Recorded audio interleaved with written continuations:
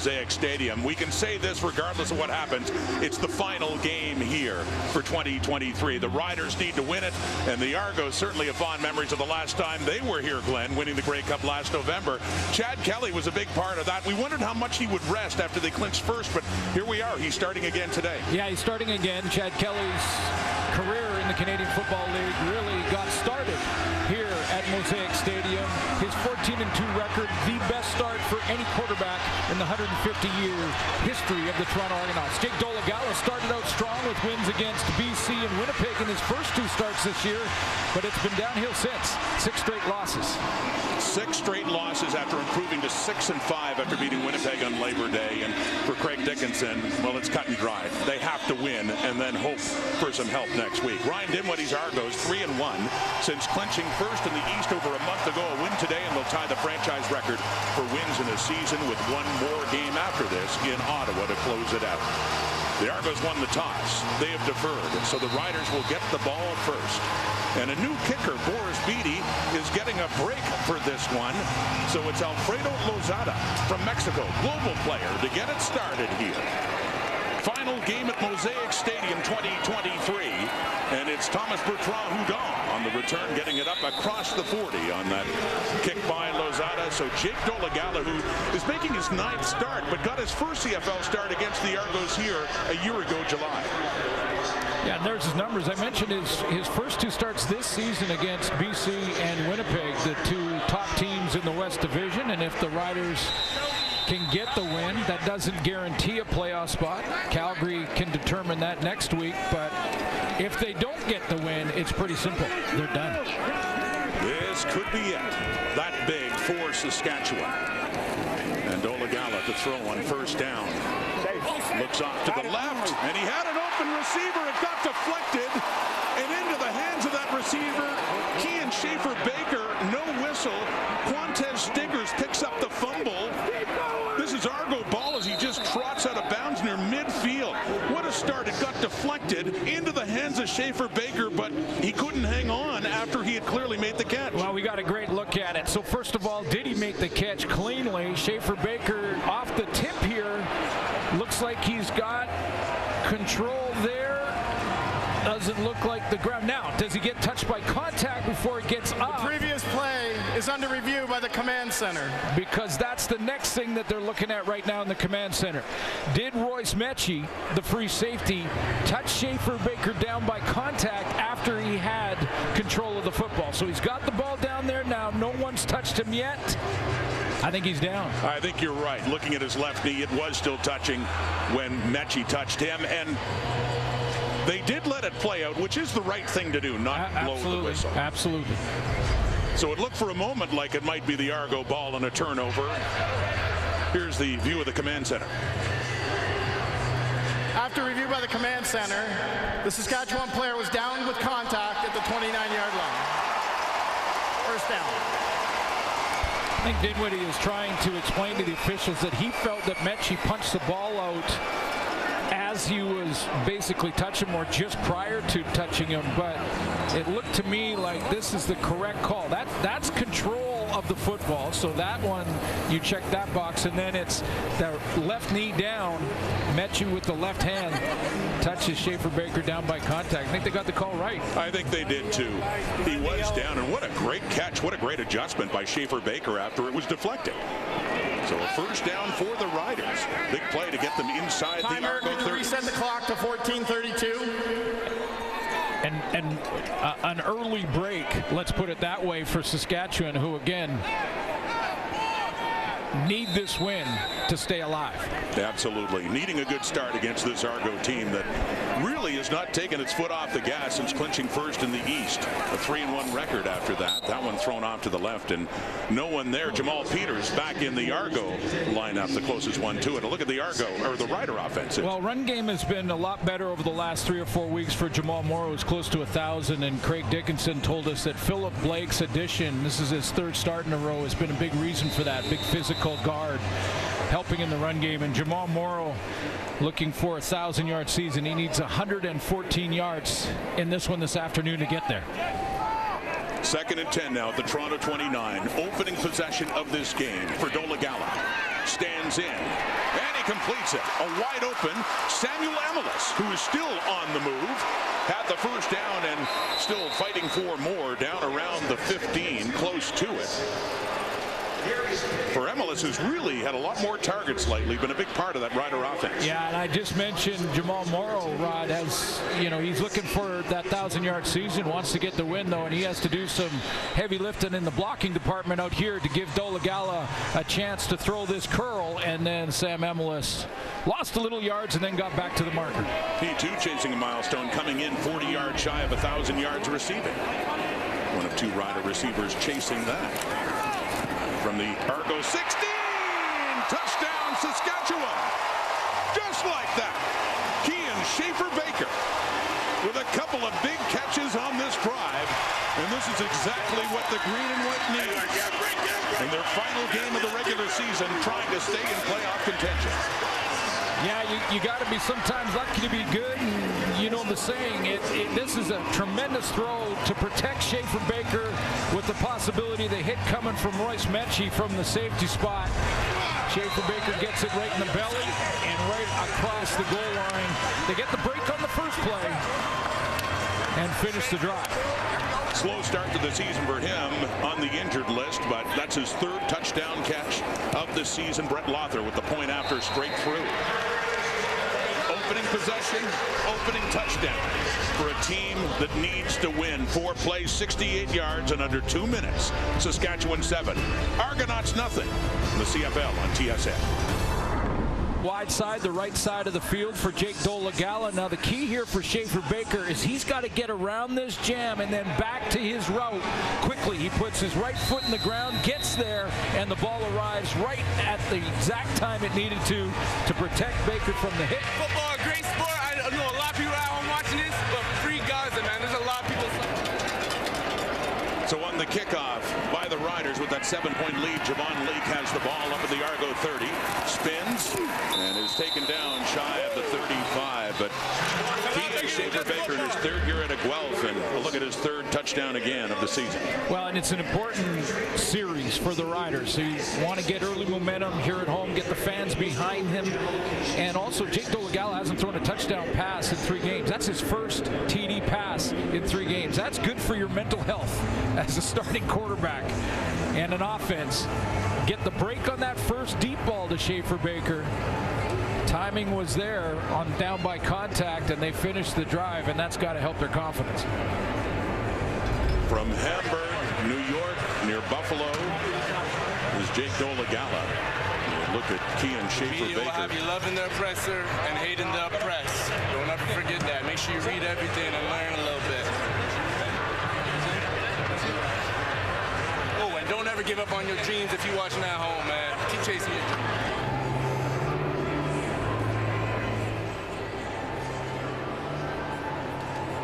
Injured players Daniel Kwamu for the Argos. We'll take a break. Back after the 15-yard grab as he gets closer to 1,000. But for a number of players looking for a target here. Yeah, important, of course, for the individual. But in the ultimate team sport, all those guys are just wanting to register the win. And I'm sure we'll see Chad Kelly for 152 yards. We'll see Ouellette for whatever he needs. And then that'll probably be it for this afternoon. He's got the ball now, and he grinds out a couple of yards. He came in 41 yards shy of 1,000. He's been quite open about it. I mean, hey, team first, but for Kelly and Ouellette, I'm sure those milestones mean something as well. Certainly the wins do for Chad Kelly. Yeah, I don't mind this idea, though, from Coach Dinwiddie to start his young quarterback. I mean, he is just 14-2 in his career, 14-1 this year. Keep him through the regular process, and then start him, play him a few series, and get him out. I don't mind that theory.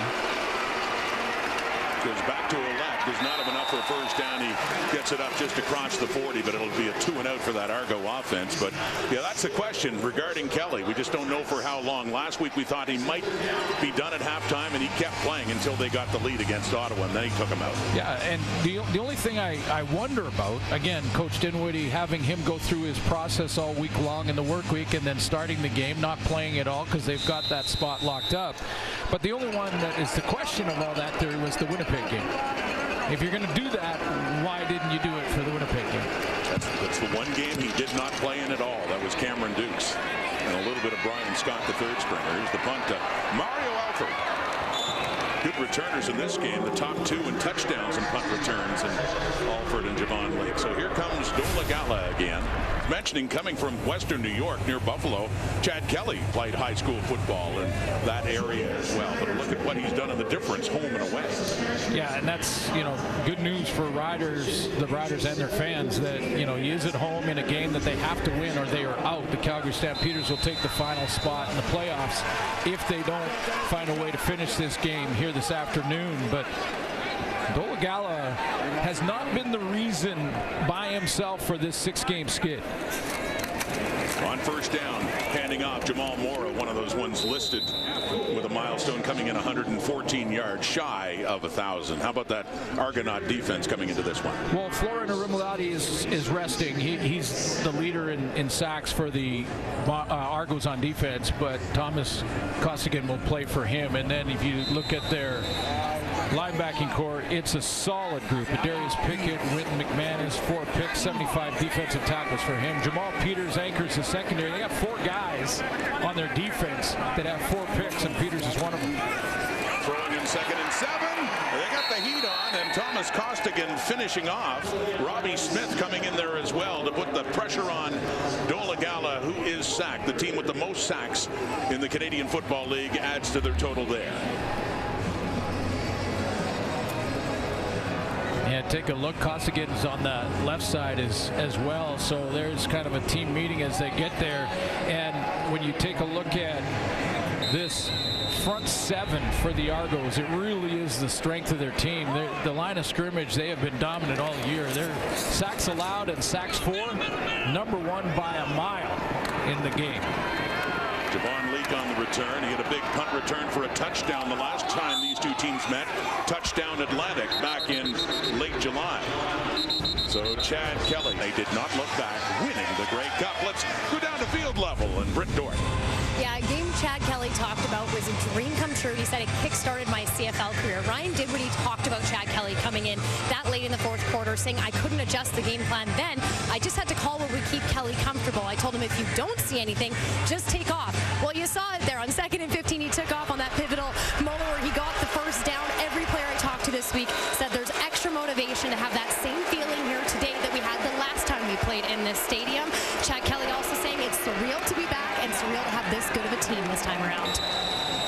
And Brett, they stick to the running game now in the second possession back to Ouellette. But we talked to Ryan Dinwiddie earlier about Chad Kelly and that moment in the Grey Cup. That also set the table really for this year and the trust they had in him to be a #1 quarterback. Yeah, absolutely. And this year signed him to a contract extension.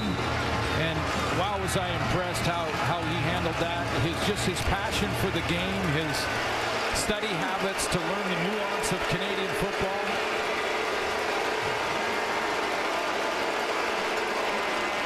Second and 9 and throwing and completing 2 up in the Rider territory, up at the 50 for Tavares Daniels.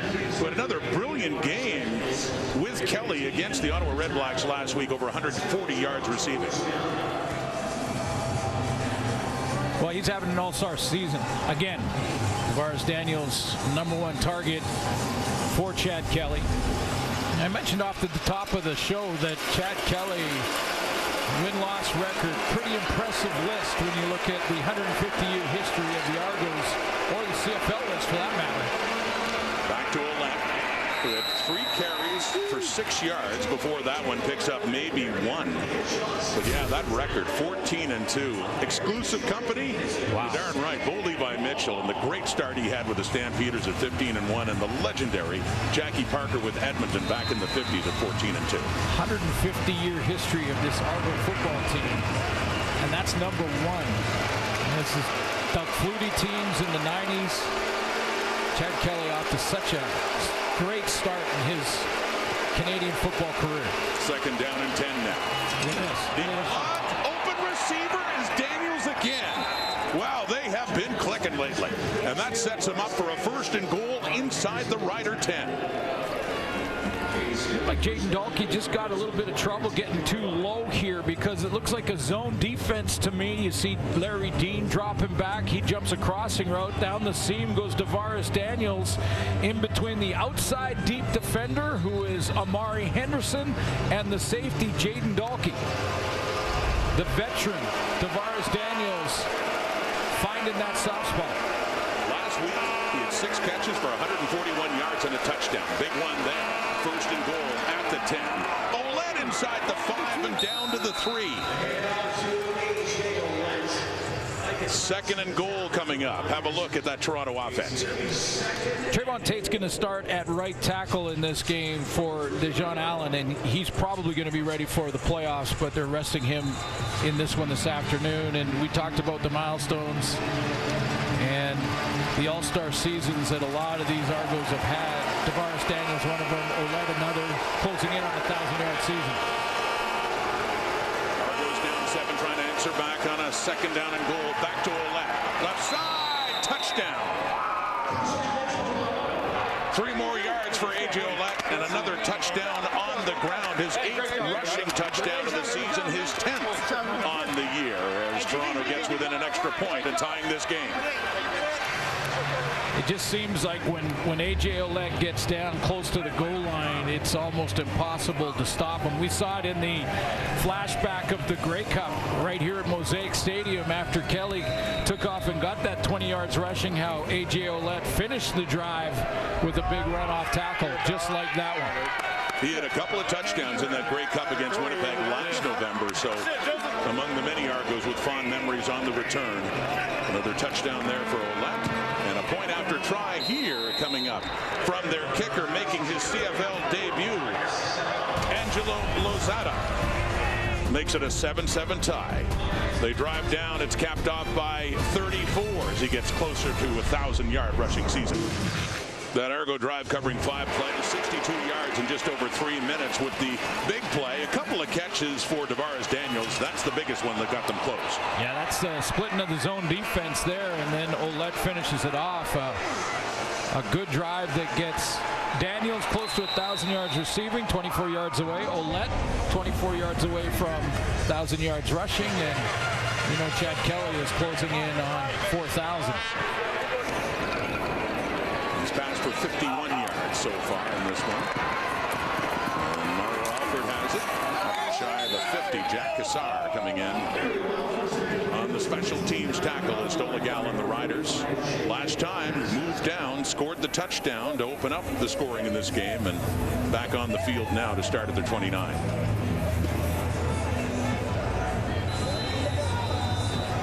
Riders had the lead against Calgary last week, but could not hang on in the second half. 1 point led by 13. More first downs than Calgary, more yards than Calgary. Didn't get the W.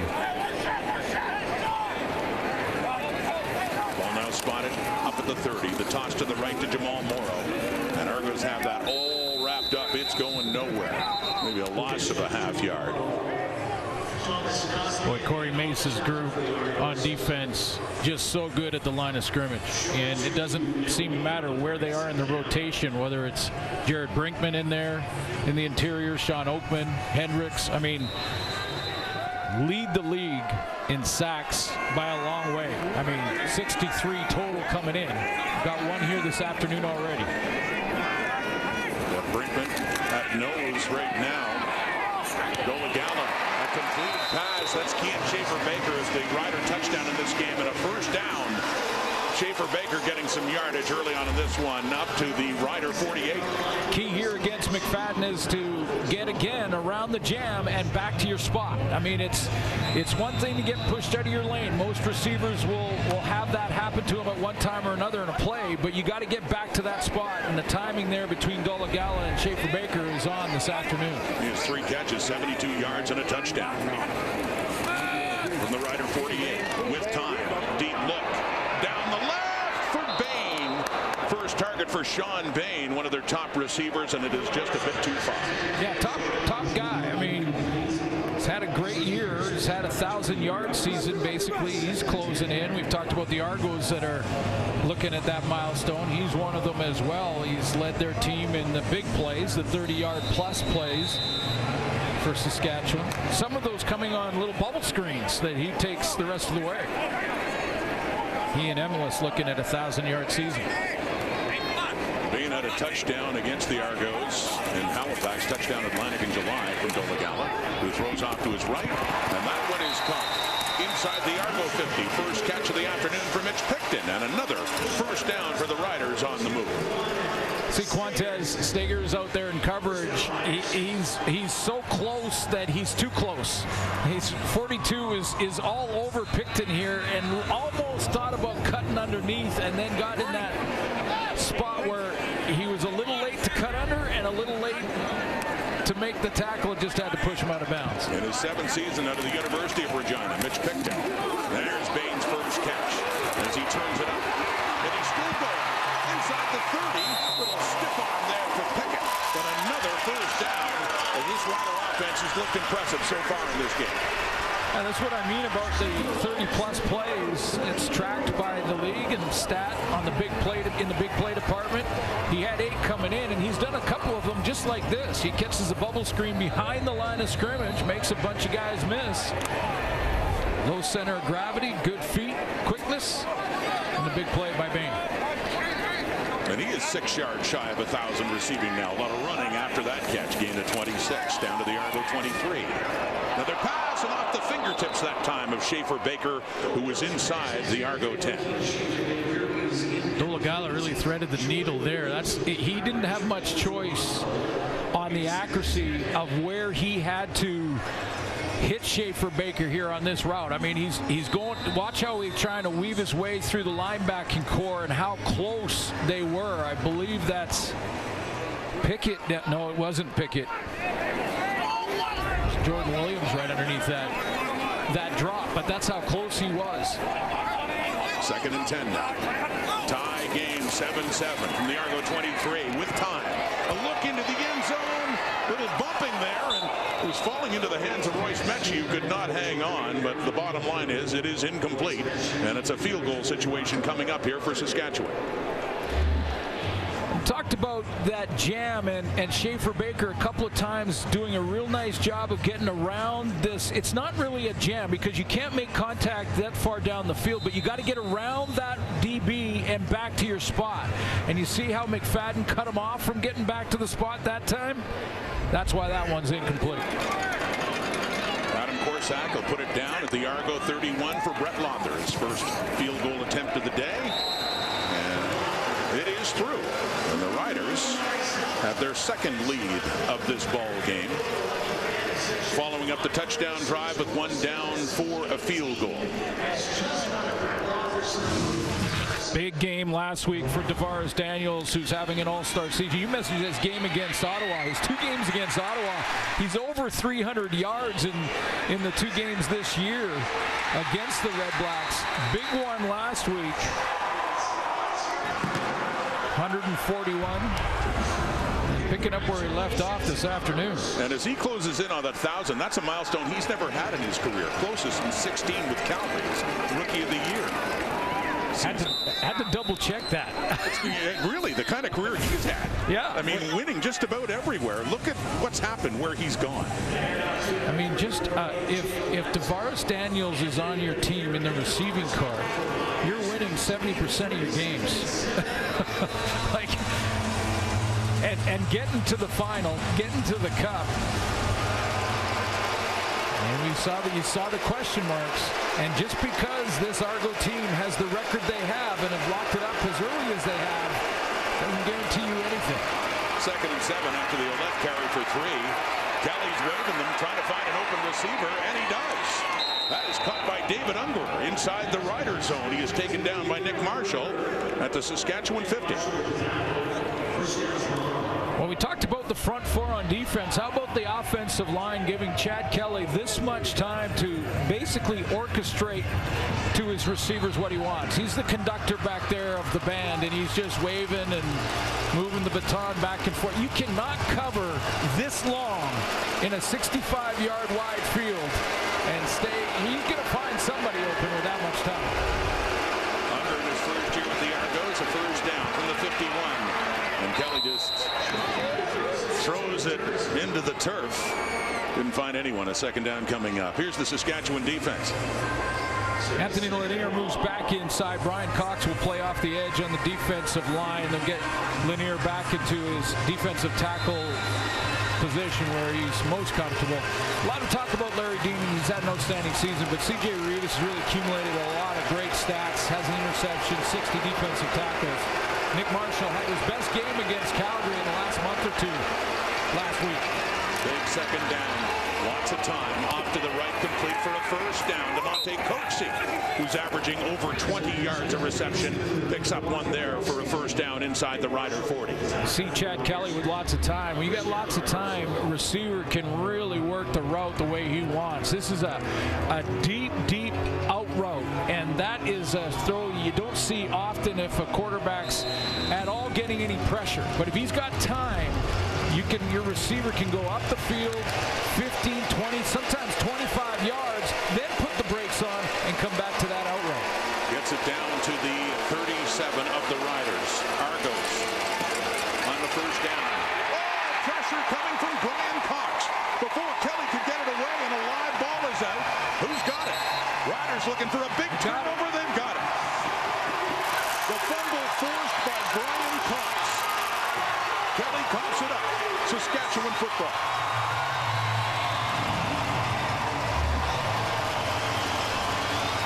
Number 50, that two-point stand-up position, Russ end position with the right arm, knocks down the hands of Trayvon Tate around the edge.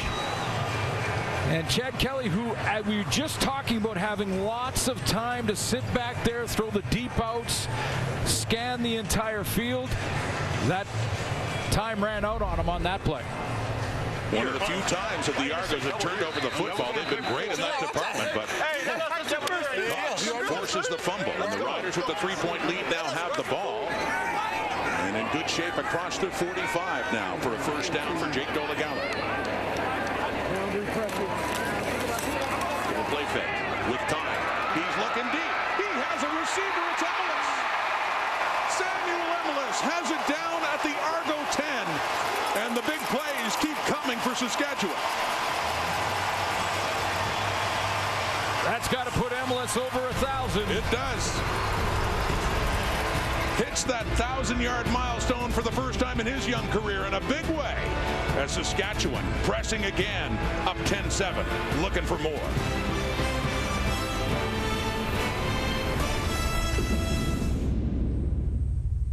Quarter here at Mosaic. It's 10-7 Riders, and they're pressing for more. And 169, that's their net offense yardage-wise, Glenn. And this is a team that has to win, and they're playing like a team that has to win. Yeah, they're getting contributions on both sides of the ball right now. Defense gets the turnover. We'll see if they can finish the drive and put some more points on the board. But again, the reality is for Saskatchewan, if they win, they don't take control. Calgary still has control of the final playoff spot when they play next week. However, if they lose, they're done. And they're playing like it. So that's the only choice they have right now. Win the game and then hope next week. And you're right, that loss in Calgary last week really hurt them even more from the standpoint that they lost control of the fate of their season. Stampeders winning last night in Vancouver. But hey, they do know this. They lose, they are absolutely done. So right now, pressing for more against the Argos.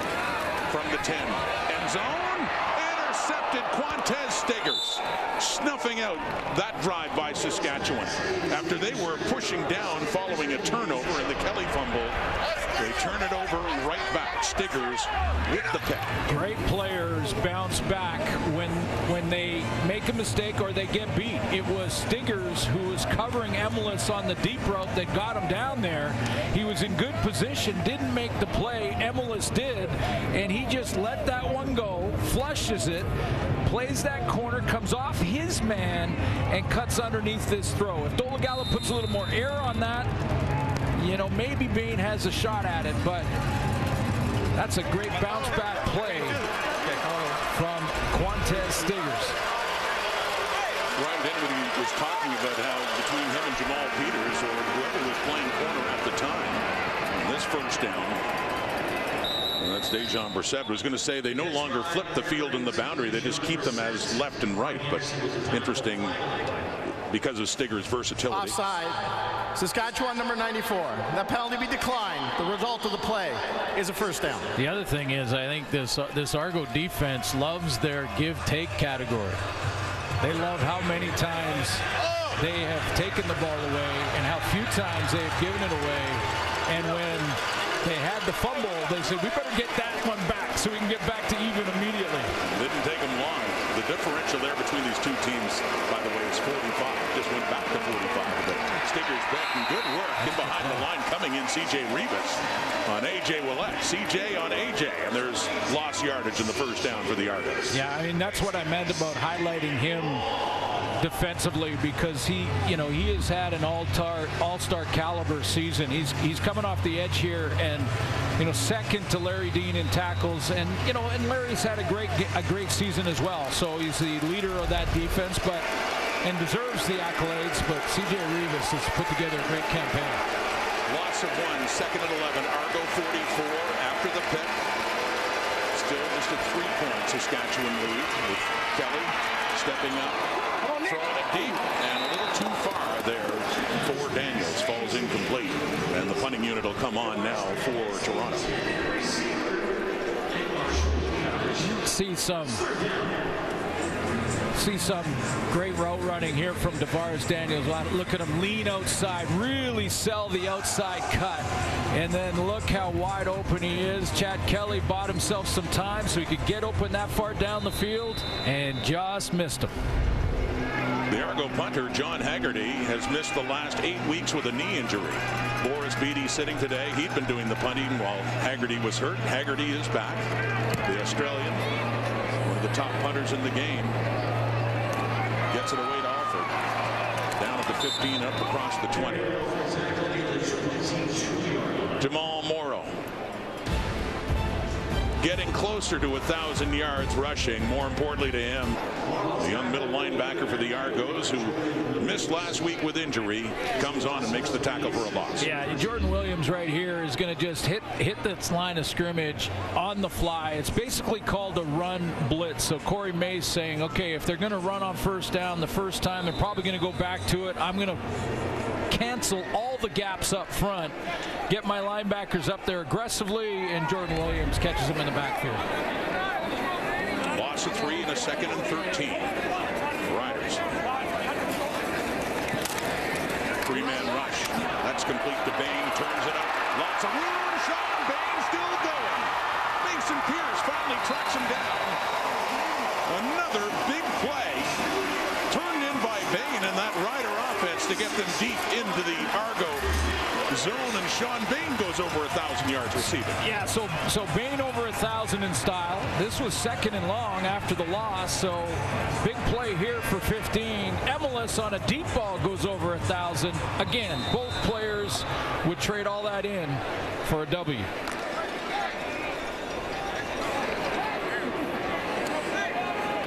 You're right. They weren't nickel and diming their way to 1,000 on this day, with big plays putting them over the top. So first and 10 at the Argo 36 now.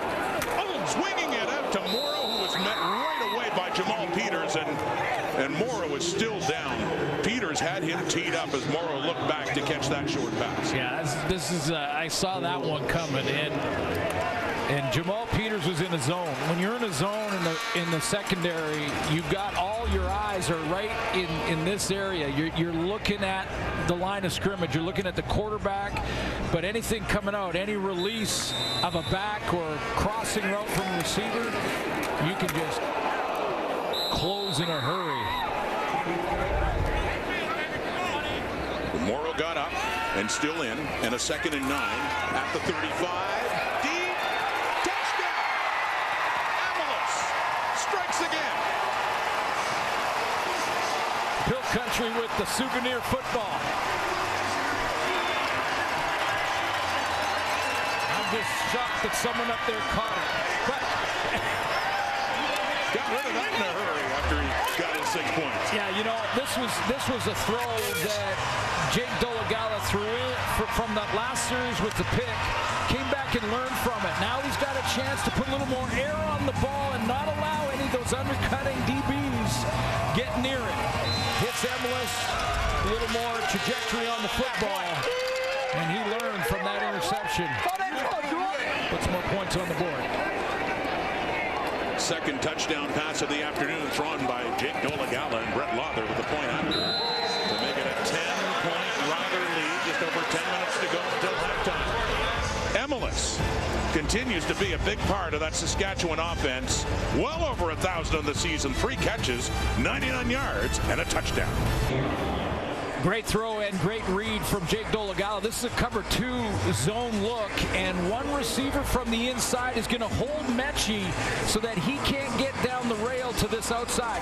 If you get a cover 2 look with a zone look like this, all you have to do is influence and hold that safety, because he's got half the field to cover. He can't get wide to Emilus, and a great read by Dolegala and an even better throw. We're racking up yardage. Bain, Schaefer, Baker, and Dolegala has thrown for 256 so far. Here in the second quarter, of course, it means nothing to the Riders if they can't hang on to this lead. It's up to 10. A short kickoff, and it's Javon Leake. And a good place to start for Chad Kelly and the Argo offense, just across their 50. So we're into the second quarter. Still seeing Chad Kelly. I know they're behind, and I know that would bug him. It seemed to last week, and he didn't deny it. They were trailing when it looked like, and we were looking at the body language on the sideline, that Ryan Dinwiddie wanted to pull him. And Cameron Dukes went in for one play, and after that, Kelly came on. They were down by 4. He engineered a couple of scoring drives. They went ahead, and then he got out of the game. Yeah, I think it's risky, but faking to the left and completing that one. Second catch of the afternoon for Unger across midfield. You know, and like I said off the top, I like the idea for Coach Dinwiddie to start him, let him go through his work week progress or process, and just make sure that he is preparing, because he's still young in his career. However, the longer he stays out there, the increased chance of his, follow through and his thumb hitting a helmet or, an ankle or something small that bugs him throughout the playoffs in a game that has nothing to do with the standings for the Argos. Stands in, completes it for another first down inside the Rider 35. So back and forth they go. Tavares Daniels following up last week, and that big performance with another good one so far in the first half. And these guys are competitors, and these guys are guys that want to go out and win every game. I mean, if you play cards with them, if you play crib with them on the plane, they want to beat you badly, and that's why they're playing at the pro level. So don't think for a second Chad Kelly's okay with coming out. Well, he's getting closer to 4,000 yards passing on the season, too. He completes that one to Brissett, who gets it down near another Argo first down. It looks like it'll be close. Or excuse me, sorry, pick up a 5, not close. Not to mention the overall record for the Argos that is, I think a smaller part. It's probably down the priority list a little bit, but it is important. They've got 14 wins. They're trying to get to 15, and could they get to 60? And 16 is the most any team has ever had in the CFL. Kelly all day. Oh, it's intercepted. Nick Marshall has it. Just steps in front of it inside the 5, and he's got a good return going here. Midfield before he steps out of bounds. As the Argos and their second turnover of this game. As that Rider defense steps up. Intended for Coxie, Marshall with his 5th interception of the season. Play straight man-to-man defense. Watch Nick Marshall flop hips. He's on outside shade of Coxie on this route, and then he's going to switch hips right there and get inside. Now he's on the inside of Coxie in a man-to-man situation. That doesn't mean you can't execute the play offensively, because he does get some separation, but what you can't do is underthrow it. And if you underthrow it with a DB on inside, underneath coverage, that's what can happen, and Nick Marshall gets Kelly. He says, well, I'm coming right back. The 12th interception of the season thrown by Chad Kelly, and Jayden Dalkey got a misconduct foul. The Riders for that last play. See Chad Kelly looking at the tablet and seeing that Coxie did have a step of separation, but when the DB and man flops underneath that and now is in a trail, you just can't underthrow it, and that's what Chad Kelly did.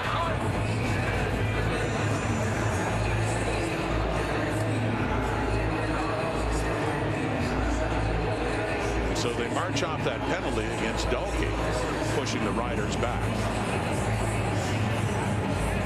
into their zone. And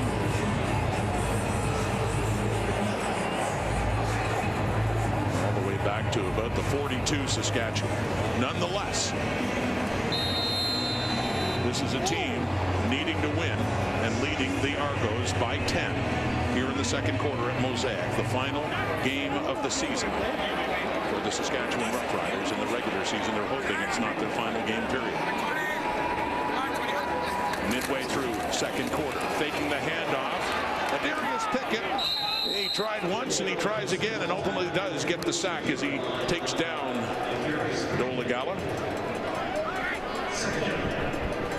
Yeah, that play for Dolegala just, it was either a decision or just a little bit of sloppy execution, but you see Pickett figured it out, and Dolegala kind of lost the handle of the football, so he was just trying to recover,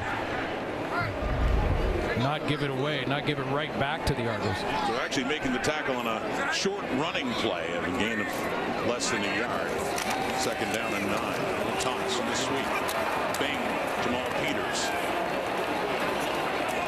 His helmet comes off in a pile. Wynton McManus is in there as well as they finally do take Bain down, but not enough for a Saskatchewan first down. It's one of the reasons the Argos have been so good this year is when they've had challenges, and every team will in every game. No matter how good you are, you will have a mistake.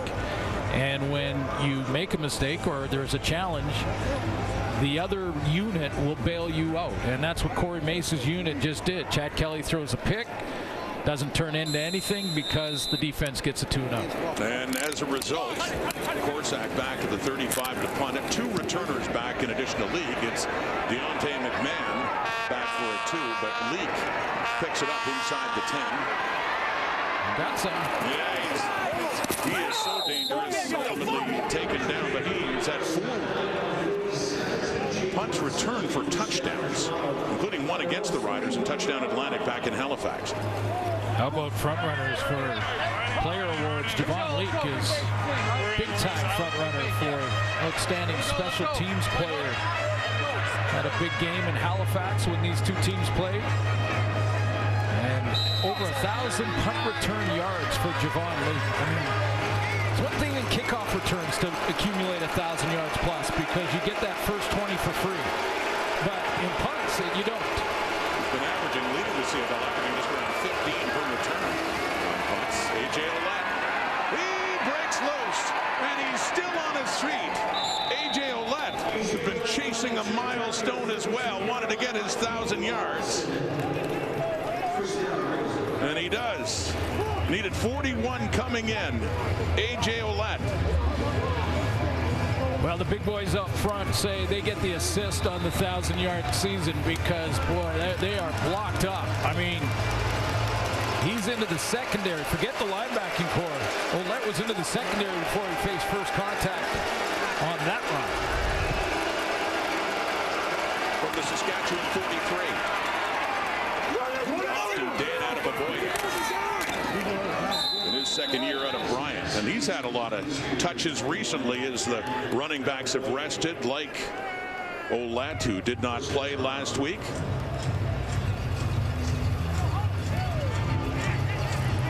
A.J. Ouellette now 45 yards, needed 41. He's over 1,000 for the first time in his young career, and when asked about it, he wasn't shy about it. The number meant a lot to him. He wanted to get there, the 4th this season to rush for over 1,000 yards.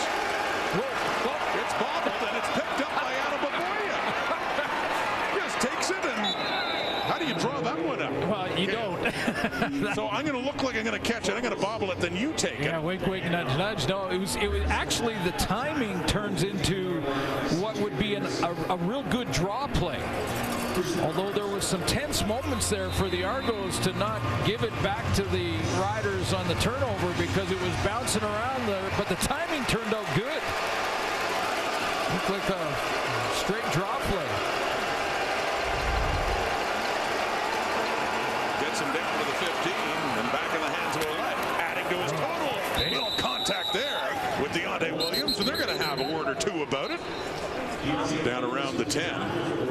Ouellette put his head down, and Williams was ready to take him on. We've seen A.J. Ouellette do this a ton, and that's one of the reasons he's one of the top backs in the game, and he's going to lower his pad level, but I'm going to give full credit to Deontay Williams here for stepping up and putting his body in harm's way and taking that on, because he's not a tiny DB.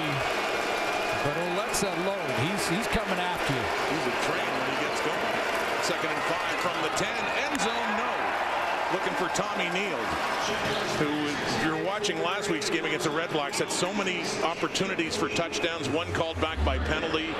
Another chance they just missed clicking in the end zone. And Neal, another chance for his first touchdown of the season, but no. Yeah, he's mad at himself. Neal he's got to get his head around. He was reading coverage, but he took too long. He's got to speed read it and get the head around, and Chad Kelly will quickly remind his young receiver of that when they get back to the bench. So instead, Lozada from Mexico comes on for his first field goal try. He was an all-star in the Mexican Pro League and the leading scorer all-time in that league in his CFL debut. Lozada with 3. Back to a touchdown lead by the Riders late. Kelly, the boys from Huddle Up stop by. And is Jim Barker still as fired up right now as he was before the game, JB? Of course. Whoa. Saturday afternoon, let's go. Okay, Jim's always fired up. Doesn't always show it. Keeps a little quiet, and then, yeah, he's all charged up for this. Looking forward to all of your comments coming up. The halftime blitz coming. Dolegala gets it away, completes it to Bain. They're arguing he bobbled it as he was heading out of bounds. Now that ruling is a catch for Saskatchewan. They'll take a look, I'm sure.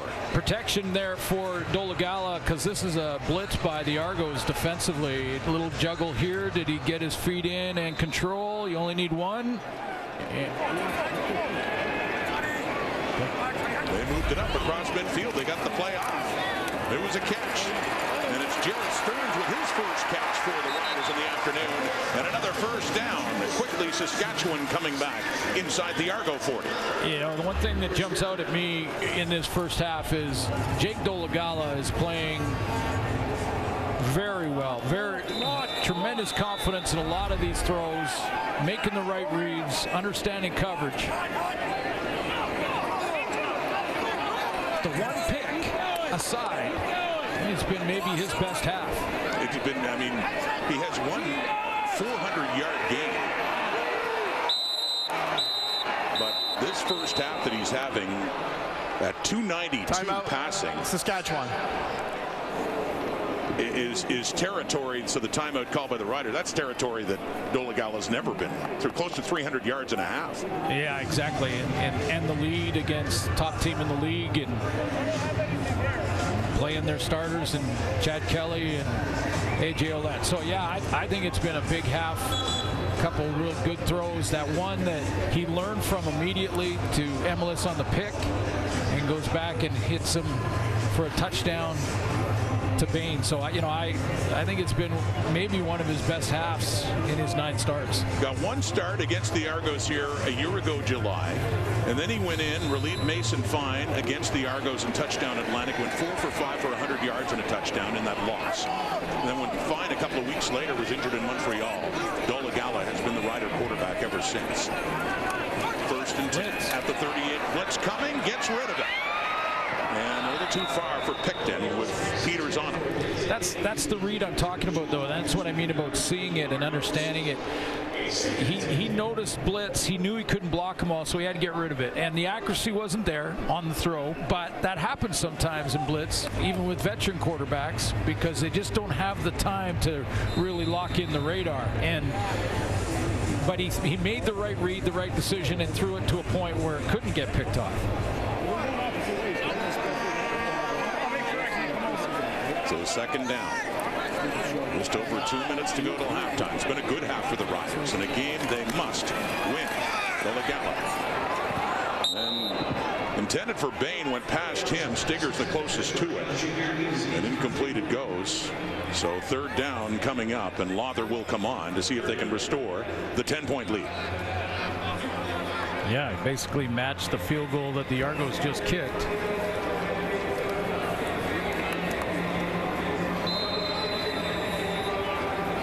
It a two-possession game with lots of football to be played in the second half. Horsack to put it down. The Argo 46 for Lawther. 1 for 1.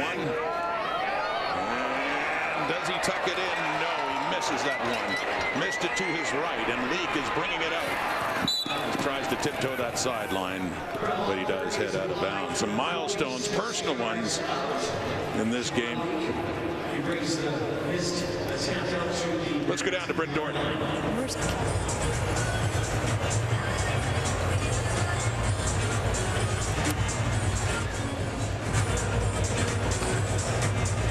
Well, both Bain and Emelis did not think they'd be in the position to get 1,000 yards this season. I talked to both of them this week.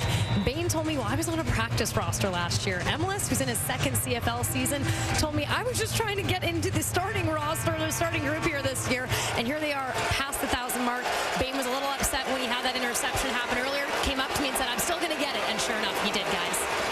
Yeah, some milestones achieved there by the Riders. More importantly, they need that win. It's in the hands of David Unger again. Up closer to the Argo 30. After the missed field goal try to keep it a 7-point game, the Argos down, still just down 7. Plenty of time here, though, for Chad Kelly to get into at least field goal range. Lock into Tavares Daniels here, find the Rider defense. 1st and 10 at the 30, complete again. Short pass to Dejan Brissett. Up across the 35.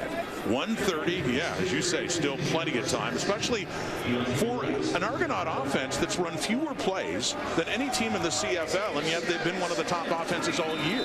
Well, they're scoring. They lead the league in average points per game, over 33 points on average. And with that previous pass, Chad Kelly has gone over 4,000 yards, so yet another milestone we talked about coming in. Kelly, a 4,000-yard passer, came in 4th in passing yards in the Canadian Football League.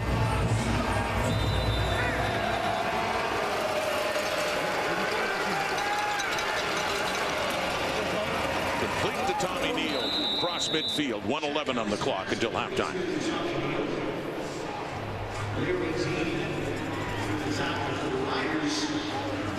He carries his shoe back off. I'm going to get that thing back on. 1st and 10.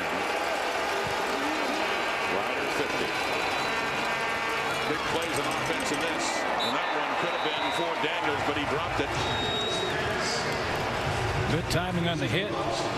Just as the ball arrived to separate the ball from the receiver, Tavares Daniels had not been in for the first few plays of this drive, and he was just substituted there for this seam route. Got in behind Larry Dean, and there's the hit, just making sure he can't hang on. But that was basically a drop by Tavares Daniels, which you just do not see and haven't seen it this year. Took the hit from Deontay Williams and remains down, getting attention. That catch, had he hung on to it, would have put him over 1,000 yards on the season. Something he has not done in his career, as we talked about earlier, but gets helped up and off on his own steam. So a minute to go, whether it's this half or the next. We'll get other shots, I'm sure, for that milestone. Get the wind knocked out of him. The Argos do have one more game. This is game 17 for them. They're in Ottawa to face the Red Blacks again to close it out in the final game of the regular season. TV place in the nation's capital. That's next Saturday. Deep look, right side, wide open. Touchdown, DeMonte Coxey.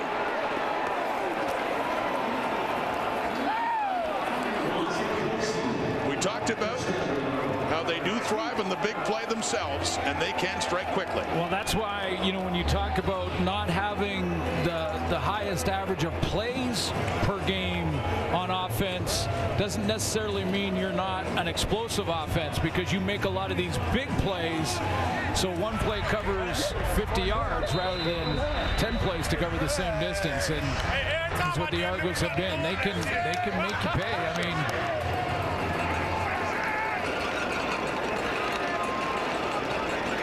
so now Lozada on with Unruh putting it down, and that one sails right. Missed that one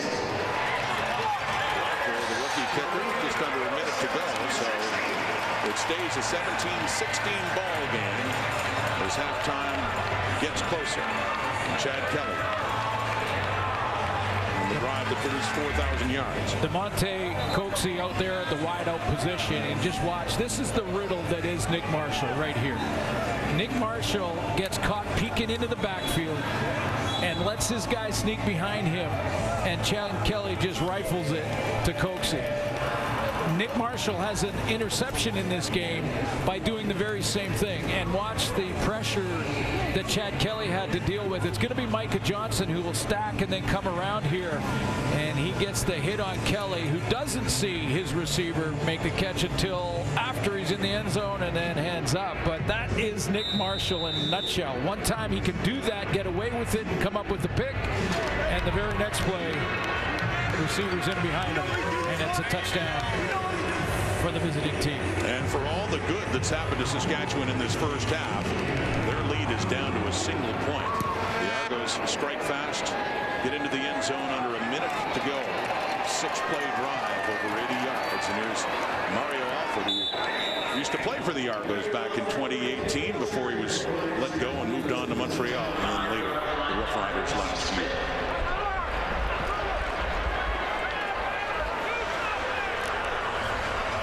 Going.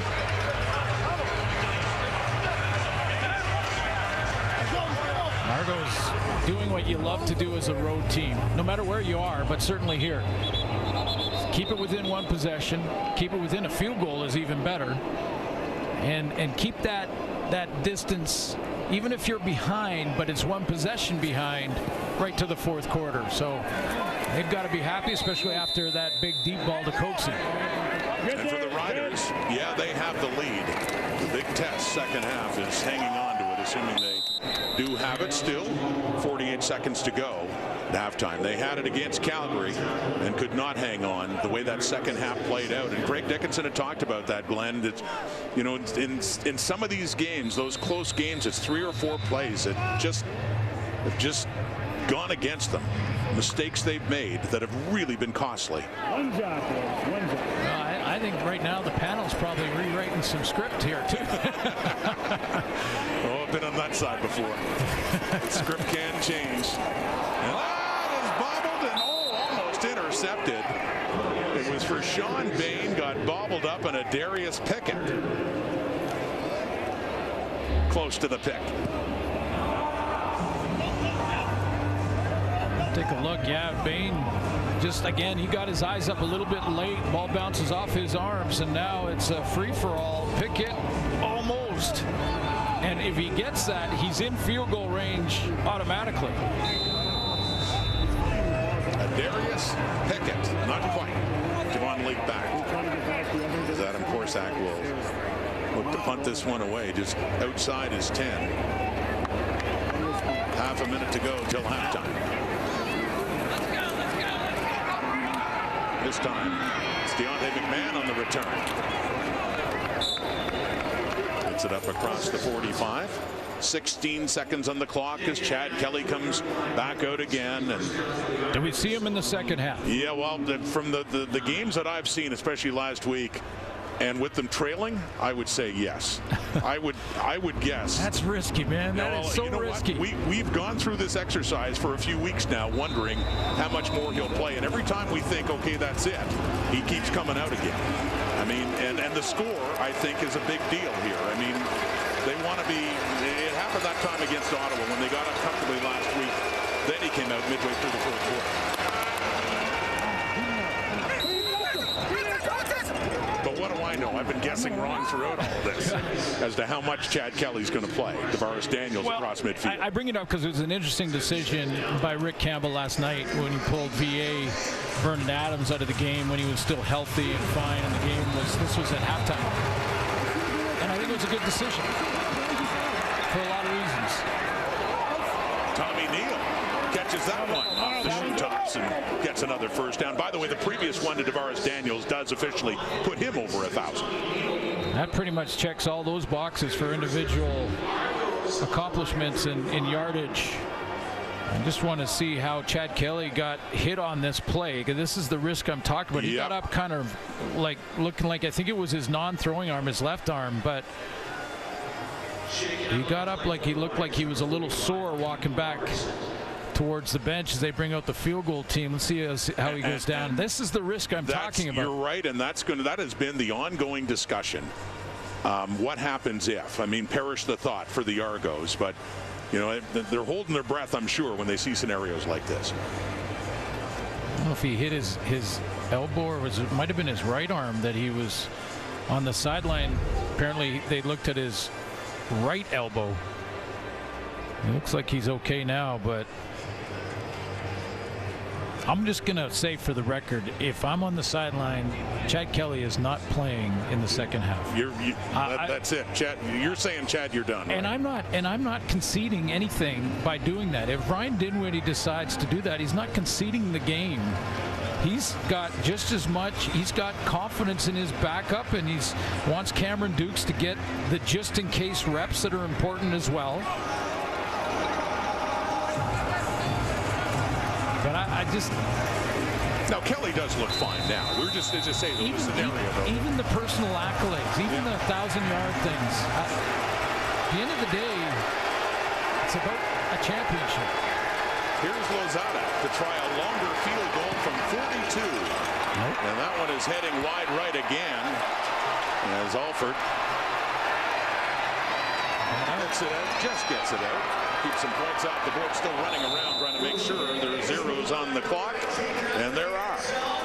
So an interesting first half is, Kelly looks fine as he trots off, and the Argos close to within a point, but an explosive first half on both sides. Certainly saw that from Saskatchewan, and a good first half for Jake Dolegala, but looks like he's ready to go for the second half coming on again, with the Argos getting the football to start the second half and trailing by a point. Devon Leake, one of two back, along with Deontay McMahon, there for the return from Brett Lockett. Can the Riders hang on and stay alive in this final game at Mosaic 2023? Showing reverse, but they fake it, and Leake keeps it and goes to the right. Little hop step as Murray Henderson strings him out and does a good job in special teams to push him out of bounds, as Chad Kelly is indeed coming on for the second half. Well, threw an interception in that first half, but made some great throws. I mean, Tavares Daniels early on in the first quarter was his #1 target, as he's been most of the year, and got Coaxey on a deep ball as well. Pretty good half. Again, I really believe it's a little risky to keep him in this game.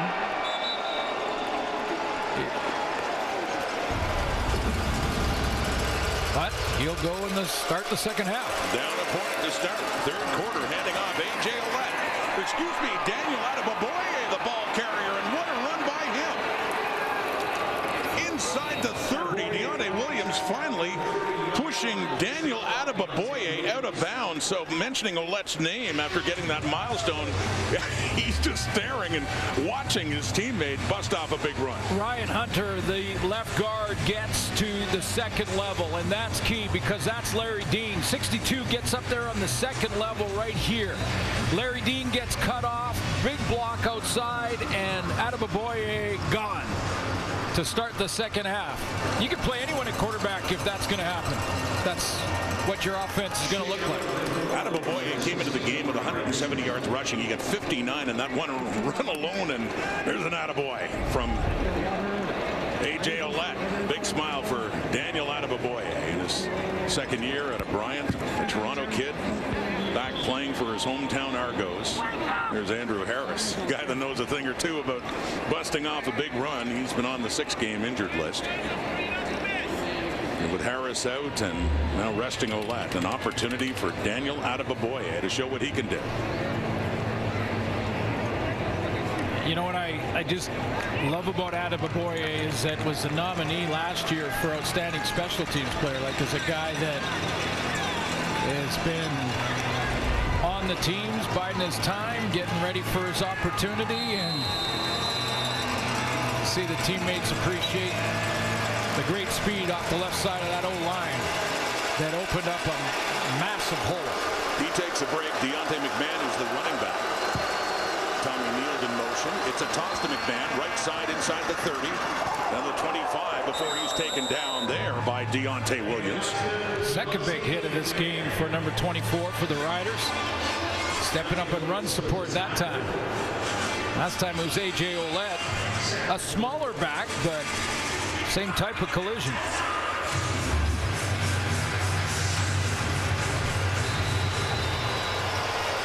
McMahon weighing in at 185. He made his debut. That's a hit. Just a few weeks ago in Montreal. Throwing. Second down, complete for a first. Dejan Brissett climbed the ladder and came down with it. Beautiful catch by Brissett to keep this drive going. Yeah, these ones take courage. This is where Brissett, he knows what's going to happen. He puts his hand up to suggest he's read the zone correctly. There should be a hole in the zone right here. Chad Kelly sees it, but the ball a little high. And one thing Brissett knows there is he's going to get hit. Dalkey comes inside out, goes up and gets it. Ball is down to the Rider 15. The Argos have not led in this game. They trail by 1. It's handed off. And a short carry on that first down. Attaboy, the ball carrier again.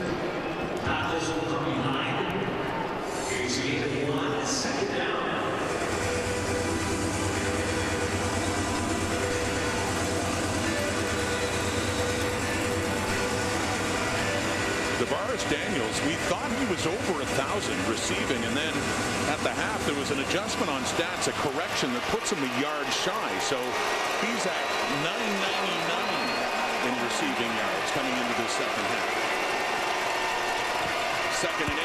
Kelly facing Heath, dumps it off too far for Attaboy. And the field goal unit will be coming on the field to see if they can give the Argos their first lead of this game. Yeah, Chad Kelly looked for DeVaris Daniels. That was his first read. And whether that was the read or not, this is the other sort of catch-22 for these personal goals of 1,000-yard seasons.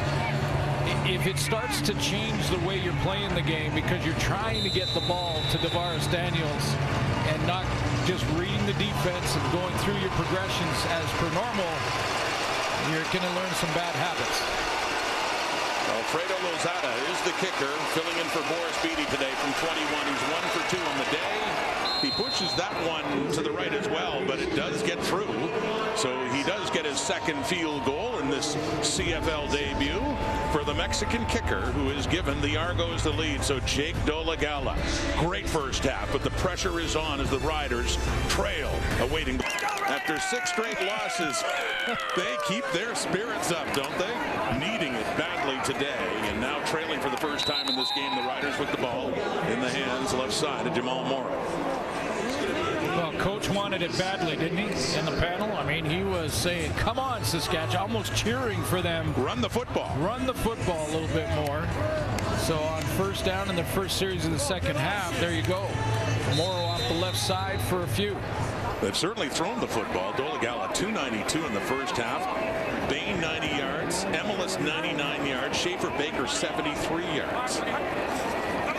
Dolegala to throw here. And that is complete to Emelis. Standing first half. That puts him over 100, of course, for this game so far as he pushes it up close to the 50 and a first down. That'll be a short yardage situation for Saskatchewan. Bring in Antonio Pipkin. Just shy, just inches to go.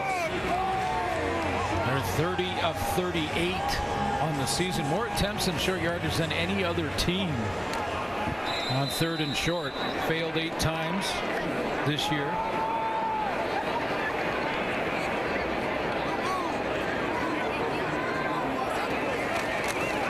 Needs inches and has that, and then a few inches to spare up across the 50 to keep this one going as Dolagala will come back on the field for Pipkin.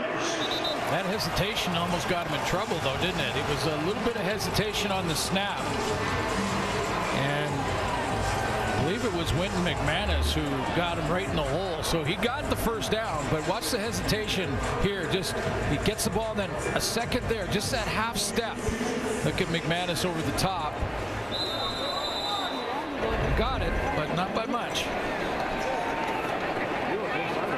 He's had a great year for that Argo defense. Winton McManus.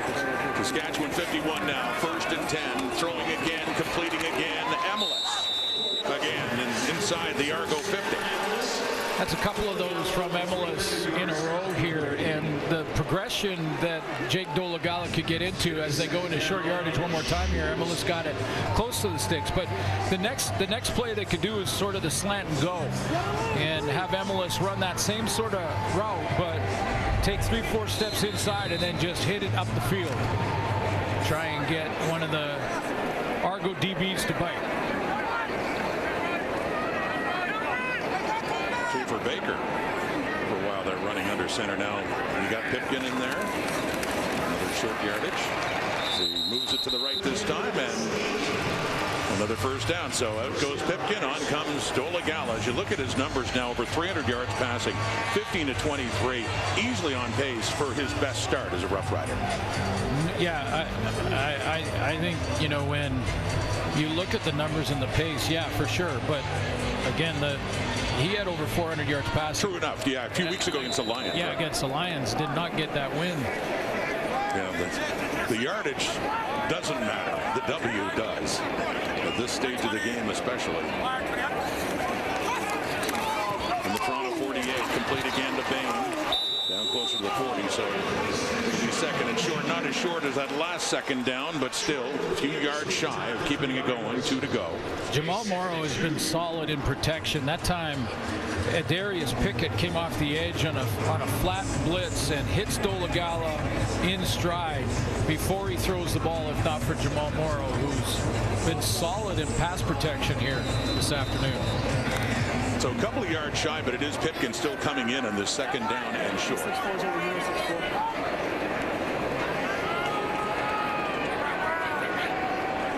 You need 2 full yards. 2 downs to get there. Only need 1. You've got more. Down to the 30 before he's taken down, and a big first down. And flags come out late. Royce Mechie had something going on with Emelis. Little late push. Flags coming out after the play was blown dead.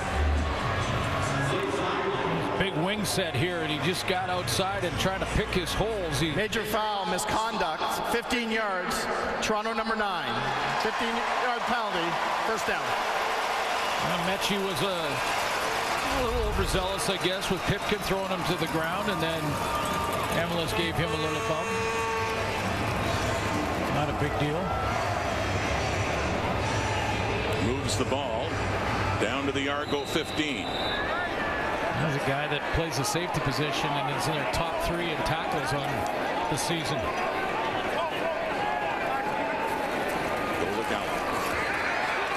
Setting up a screen to Morrow. And he breaks loose, picks up a few more yards. He gets it down just inside the 10. Close to another first down. Another second and short coming up here for the Riders. Little reward for Jamal Morrow. I've noticed away from the play a few times where he has been just excellent in pass protection. So Kelly Jeffrey goes for give him the ball, give him a chance, give him a little reward, and he makes a couple miss at the line of scrimmage and some heavy lifting on his own there to get 5 or 6. 2nd and 4, just inside the Argo 10. With a fake and a quick hitter there to Kian Schaefer-Baker. Inside the 5, it'll be a 1st and goal for Saskatchewan. Quick read, pre-snap read for Dolegala to see the defense. Usually you get man, and if there's one receiver that has not got a guy up and press in his face, that's the hot route, and Schaefer-Baker turns around, uses his hands to catch it. I know that sounds like, well, of course, receivers use their hands. Sometimes they'll let it hit their bodies to catch it. Not Schaefer-Baker. Technique was excellent. It's it down to the 2. No, the Riders say it so many times. They need this. They need this win. And if they get this win, then they need Winnipeg to beat Calgary next week in order to make the playoffs. But first things first. Looking to find the end zone and take that lead back. Pipkin in from the 2. Looks to get about half of it. To fight his way down to the 1. And we'll have a 2nd down and goal coming up. Well, you can do that 3 times. Get 1st and goal from the 2, and now it's on the 1. So you got leave him right in there. Watch the ball. Defense 64.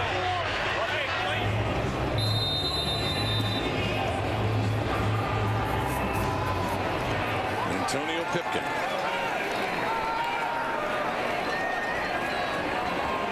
Moving up under center.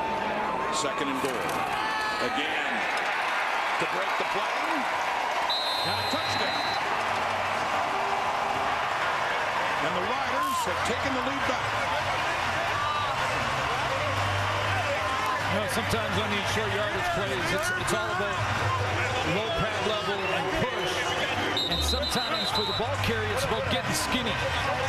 Get skinny in the hole and try to just slice your way through a little gap. And look like Antonio Pipkin did just that, crossing the plane with Wyndham McManus trying to push him together. Watch him come off the left side and just turn his shoulders, try to get skinny in there. Keep driving. Keep driving.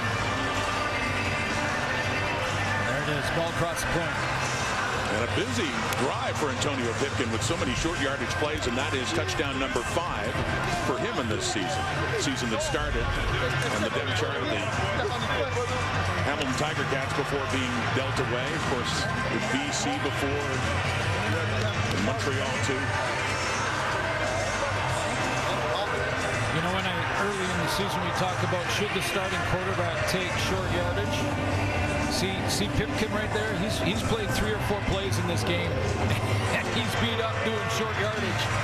That's why I'm always for the backup or a particular quarterback. Somebody could be your 3rd guy to be your short yardage quarterback. And as we've seen with a number of quarterbacks in the CFL, a role that he's embraced very nicely. He's done a good job with it.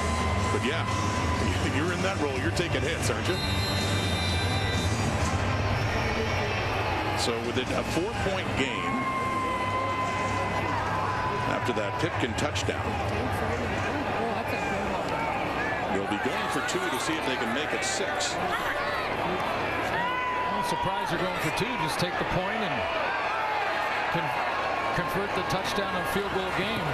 Dolegala, flag is out and looking to the end zone, and that is caught by Schaefer-Baker. So we'll see what happens with the flag. See what the flag is, and they're still talking about whether it was inbounds or out. It's a scoring play, so it'll be automatically reviewed.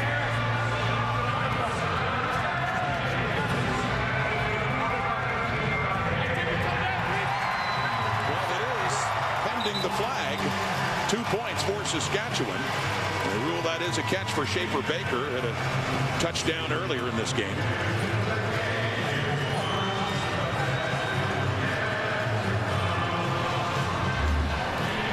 The previous play is under review by the command center.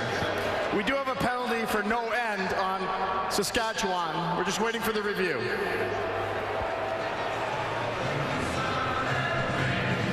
Is waiting for the review because if they decide it's no catch, then the Argos can decline the penalty. It wouldn't matter. he went out of bounds. The question was, did he get pushed out or did he go out on his own? If he went out on his own, he can't come back in and make that catch.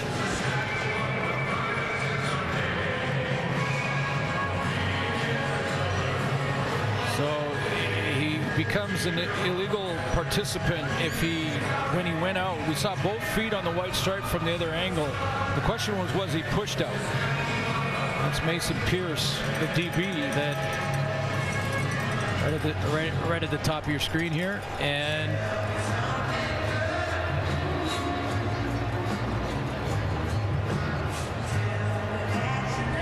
that's going to be tough. They had conferred and ruled it was a catch. And remember, the penalty is against Saskatchewan. Just trying to determine if they need to replay the down or if it's just going to be no 2 points.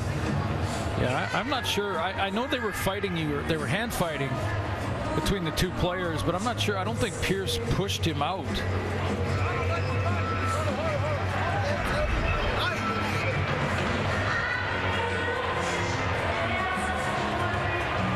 We'll see. They have a no end. The best case scenario for the Riders is that it counts, and they have to take the penalty, and then they get another chance at it. Exactly. But let's find out. Tom Balesi.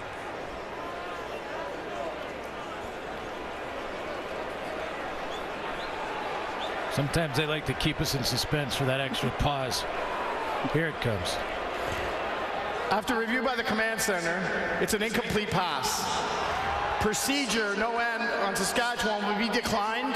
The convert is no good and over.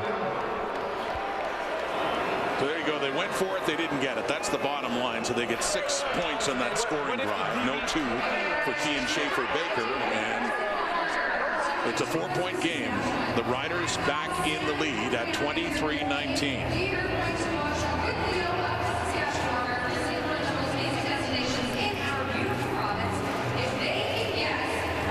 Schaefer-Baker still discussing it and why that didn't count as a catch. That's the correct call. They got it right. Riders back in front.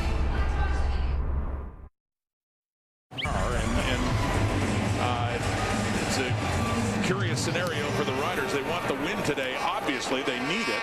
For Rider fans, they would have to cheer for Winnipeg next week. Javon Lee. Which wouldn't be all that easy for a Rider fan, but under these circumstances, Chad Kelly still in the game. Argos trailing by 4. Gala, he's reading the defense well, seeing it well. A couple short yardage plays by Pipkin, and then Craig Dickinson went for 2. And I said, it's a little surprising. The only reason I said that is because I think there's a momentum factor when you get the full major and you convert it with 7. Chad Kelly down for Chad Kelly back up. But just to finish that thought with Craig Dickinson, but I do understand. I mean, it goes from a 4-point lead to a 6-point lead, so 2 field goals. When you're in the third quarter, you're chasing points in the third quarter with a whole quarter to play still. So you can kick that around depending on the outcome of this one later, but ends up they didn't get it. It's a 4-point game. Right now, that completed pass to Brissett, and Kelly throwing again, and he completes it to Daniel Adeboboye with a flag coming out. Adeboboye in at running back after A.J. Ouellette hit his 1,000-yard milestone rushing and is sitting here in the second half. Yeah, and DeVaris Daniels. Illegal block, hands to the face. Toronto number 52. 10-yard penalty will repeat, first down. Got the right card. Peter Nicastro, the hands to the face call.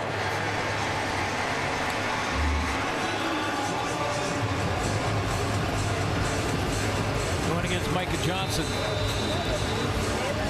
Micah inside, and he gets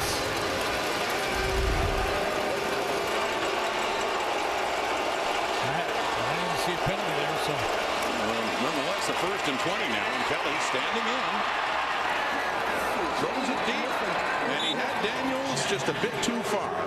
Daniels was open, but it falls incomplete. And a 2nd and 20 now. As Kelly looks a little hobbled. That's what I'm talking about. And that's, as I say, it's another one of those hold your breath moments within in this game. And trying to sort things out and stay in the huddle. Well, he doesn't have the protection going back to this play because he doesn't have the protection of the pocket any longer. He becomes a runner here. And a defender like Lanier can't determine whether or not he's running or has the ball, but you can see that little twist at the end that Chad Kelly didn't like, the officials didn't see. Seems fine. 2nd and 20. And dumps it off for Adebaboye. A one-handed catch brings it down. He spins across the 40 and getting back near the original line of scrimmage as Toronto's going to have to punt it away. Yeah, they're going to get Chad Kelly out of this game. And there is Cameron Dukes. There you go. Number 2 in the depth. He's limping off, and you'd have to think after seeing that, Ryan Dinwiddie would say, your day is done. We shall see. But that's not a scenario we saw last week against Ottawa. His health was fine as he puts the helmet down, but they have to think ahead to that Eastern final, November the 11th. Trailing this game by 4. And nearly for the Riders, getting close to Haggerty on that punt. He gets a good one. And Alford at the 10. And out of bounds shy of the 20. Kelly in a bit of discomfort. Argos down 23-19 third quarter. It's all for nothing. Our main goal is still out there. And Brett, that's what Ryan Dinwiddie has been dealing with for the final third of the season. That was unprecedented to have 6 games to go that don't matter in the standings, but obviously do to make sure that this team is ready. He couldn't just rest everyone. Spinning off on that carry is Jamal Morrow, and he knows that too. He just can't go and rest all his star players for 6 games. He's had to manage it when they're going to play. But that question with Chad Kelly has certainly come up a few times. Yeah, no, you know, and I mean, if he's out there, he's in harm's way, and I understand the challenge. Like I said, to go ahead and let him go through his process as a starter through the week, and then start him and play a quarter or a couple series, I get it, no problem. I think there's, especially in where he is in his career, he's so new. It's his first year really as a starter.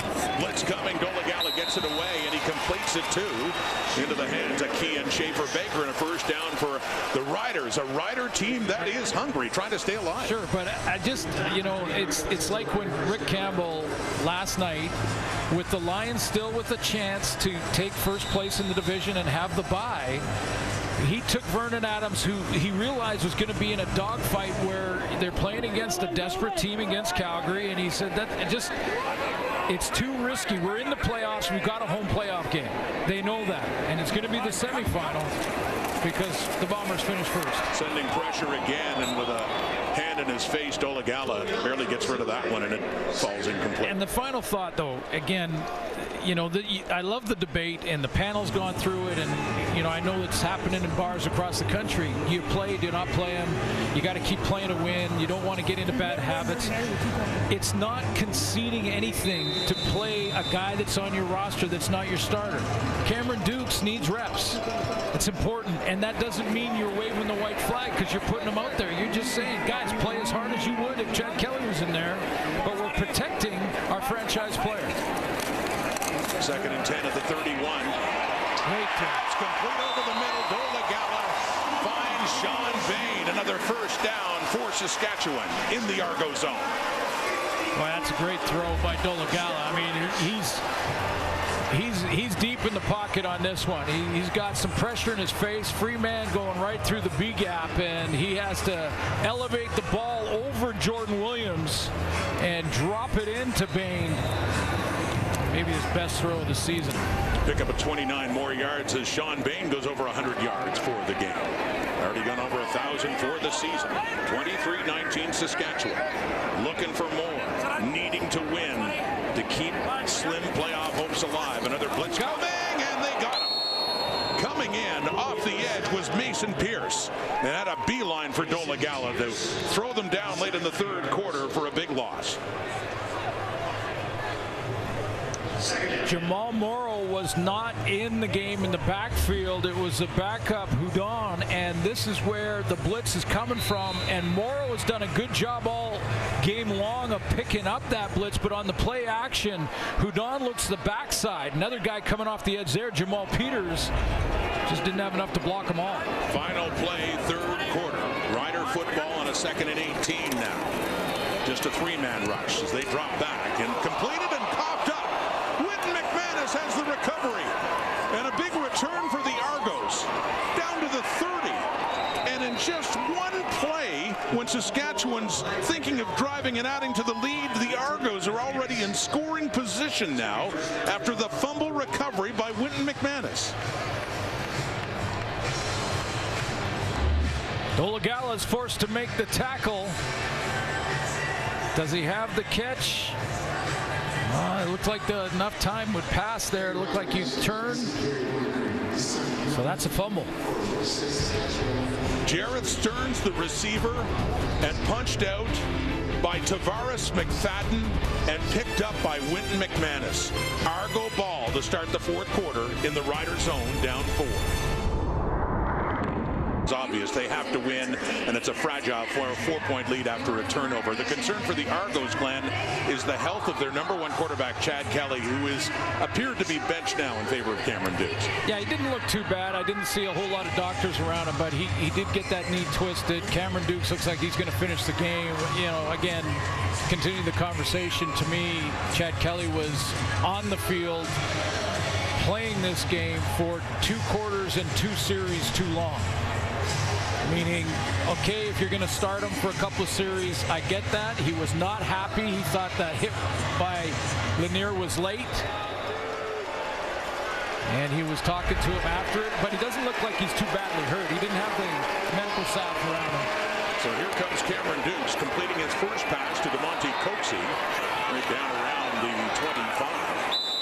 And some activity there before he finally goes down. Cameron Dukes got a start a few weeks ago in Winnipeg, and in that game against the Bombers, he went 17-24 for 321, a touchdown pass, no interceptions in that one as you look at his numbers overall. Yeah, and valuable reps that if knock on wood, you're in the Eastern Final and you need him to play a series or 2, more experience. 2nd and 6. Little pump fake and a look to the end zone and too far. Closest there, Tremaine Washington of the Riders got his hand on it. So just a couple of plays after the turnover to get them down in scoring range, and a field goal try coming up here to see if they can get back within a point. But yeah, that is the flip side of the Argos quarterback situation. Keep Chad Kelly healthy, but also give your backups as much experience as you can. Yeah, exactly. You know, A.J. Ouellette we haven't seen. We've seen Adebayoye come in for him. He got his 1,000 yards, and he's going to watch probably the rest of this game. And, you know, Michael O'Shea has to do the same. Head coach of the Bombers has to do the same thing later this afternoon. Make those decisions. Lozada with the try, and he puts it through in his first CFL game in relief of Boris Beatty's now gone 3 for 4 in the field goal. And the Roughriders, you look at the standings, Winnipeg first, BC second. Who gets third? The Stampeders have the tiebreaker. They play against Winnipeg next week. First, Saskatchewan needs to win this game. Win this game, and then they'll watch to see if Calgary wins that final game of the regular season against the Bombers. They have no control over that, but they do this. 13:41, fourth quarter. Jake Dolegala with a 1-point lead again. Samuel Emilus has had a great game. He's pushed out of bounds after picking up the Rider first down. So the hot hands have been Emilus. You've seen Bain make some plays, you know, early on in the first quarter. Sean Bain had a couple of nice bubble screens that he took for big yards after the catch. Again, been a hot hand to get it out there to Emilus as well. And I don't think you forget Jamal Morrow he should have fresh legs. From the Rider 51, first down. Off to the left and too high for Bain. Incomplete. And a big second down is coming up for Saskatchewan. You see Jake Dolegala that pointed himself there, just as accurate as he's been, and he's been on today, but just missed on that throw. Now that doesn't mean, that discussion in a 1-point game, that doesn't mean you start as a coach making real radical, like going on third down no matter what decisions.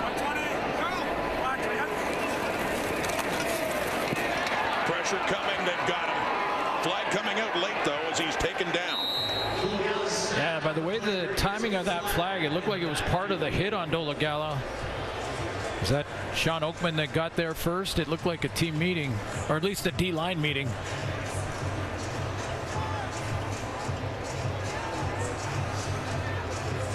Maybe a face mask? Awaiting word from the referee, Tom Major Alessi. foul, roughing the passer. Toronto number 2. 15-yard penalty, automatic first down. No, you're right. It was Sean Oakman, the one that got in there and called for roughing the passer. So by penalty, a big first down, Saskatchewan. Down in that three-point stance at the edge here, and he gets up the field. He's going to cut underneath this block. I think it's just a hit to the head. He brings the left arm right up into the face mask face area. I'm not sure he grabbed the face mask, but can't hit the quarterback in the head either.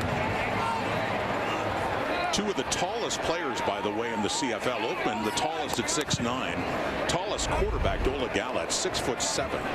Crouching down, though, and hit in the head. The penalty is drawn. It's 1st and 10 at the 44, Toronto. Deep look, right, coverage is there. It looked like it was a chance for Tavares McFadden, who got turned around on it. He was the one with the best shot at catching that football in the Argo end zone.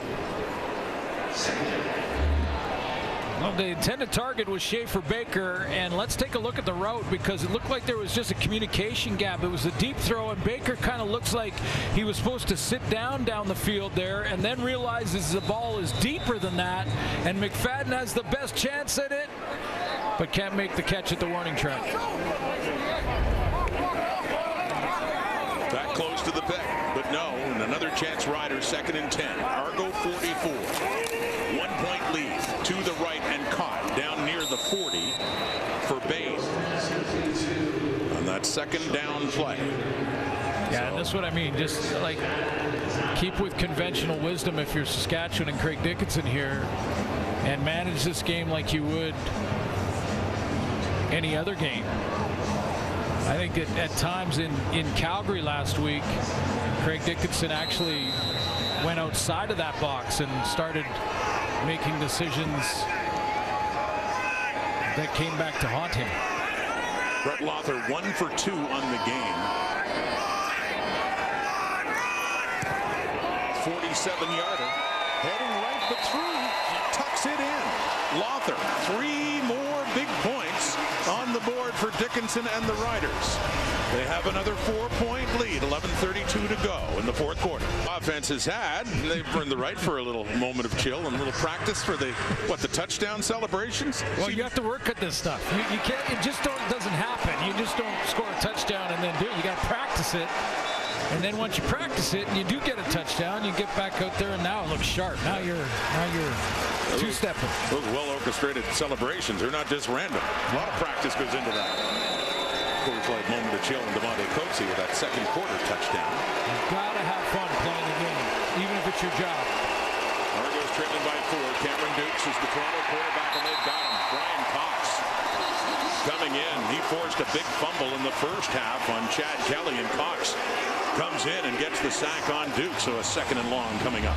So well played by Brian Cox here. He's got to come down inside to kind of seal the edge here and then bounce back and get the right angle to cut off Dukes so he can't get outside. See how he hops inside, closes the edge down, and then gets the right angle to make sure if he does get inside, it's where his help is. To the 36 on the 2nd and 14 for Cameron Dukes. Throwing, completing to Brissett, but not nearly enough. Past the original line of scrimmage, but just across the 40, and a 2-and-out for the Argos. The Riders leading by 4, about to get the ball back. Not surprised. Larry Dean steps up. Game on the line, season on the line. Let's say it like it is, because Saskatchewan loses, they're done. And we already know where the Argos are going to finish. They have one regular season game left next week in Ottawa, and then they get ready for the Eastern Final.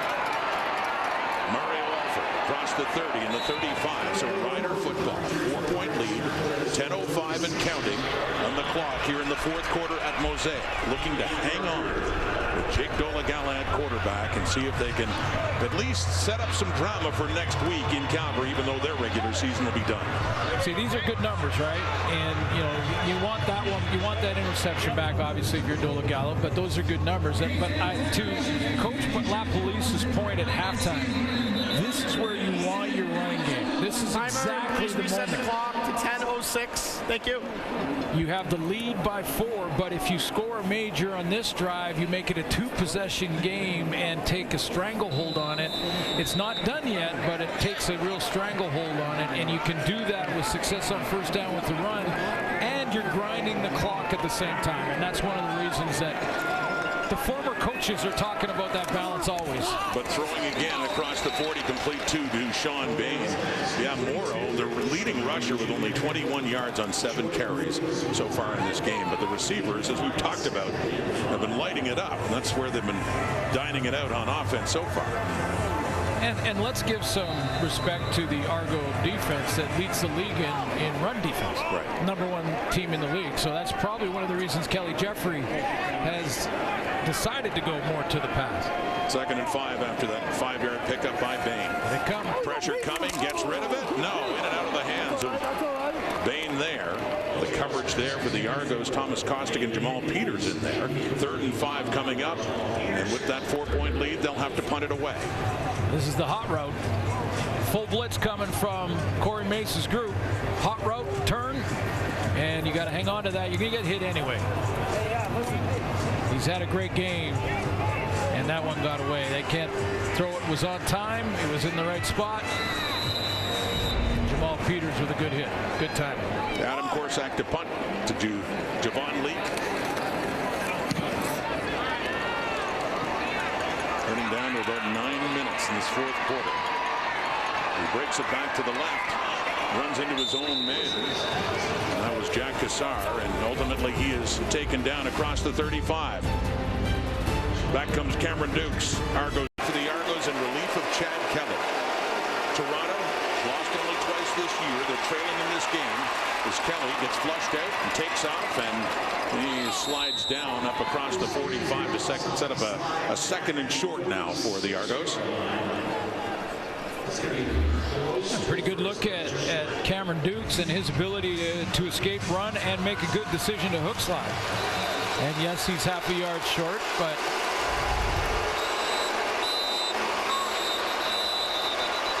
they whistle it down before they get it off. To the coach's challenge by Ryan Dinwiddie. Toronto was challenging that there was roughing the passer on the play. We'll review the play.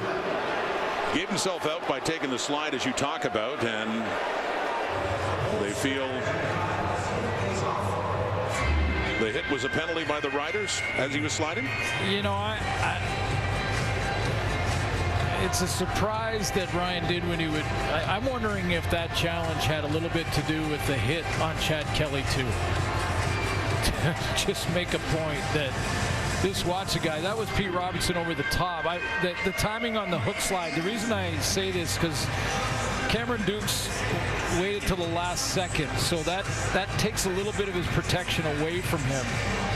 If he slides now and then that hit comes, now is the forearm going to the head? And that's maybe what Dinwiddie is looking at.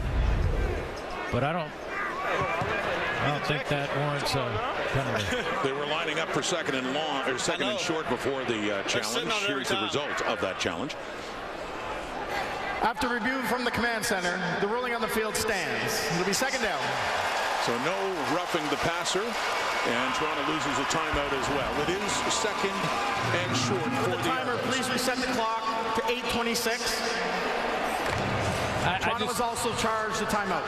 I'm sure it wasn't, but it just feels like Chad Kelly, that was a little late on the twist when he got pulled down, and I'm sure Ryan Dinwiddie wasn't happy with that. Daniel Albaboy, first down and a lot more. Taken down there by A.J. Allen, but up at midfield, and a first down for Toronto. Pretty big hit by Jaden Dalkey or else this is an even bigger game. Adebaboye following the blocks of his guys up front. passing, completing it to Davaris Daniels with the catch. He's driven back, but we can safely say now he just needed a yard. We thought he had it earlier, but it was taken away, and as they corrected the stats, so that one does put him over for the first time in his career over 1,000 yards receiving. 2nd and 5 after the Daniels catch. Then off to the left and back-to-back Daniels. So gets his 1,000 for the season and gets some more there for a first down. So we talked about all the milestones coming into this game, personal milestones in a big team game, and check them off. A.J. Ouellette got to 1,000 rushing. There's his first 1,000-yard season. Young court receivers with their 1,000-yard season with Sean Bain and Samuel Emelis. Just one missing. And Jamal Morrow, it's not his fault. It's 93. Just hasn't had many touches. We'll tell you what, if he does get it today in the last day, then I'm liking the Riders' chances of winning this game. Yeah, exactly. With 93 still to go and half of a quarter left. You know, but I'm happy for Davaris Daniels. I mean, to have the career he's had, and we showed you the board of just how successful the teams that he's been part of have been. And you know, it's an interesting board. And in the ultimate team game, one player is important, but not, you know.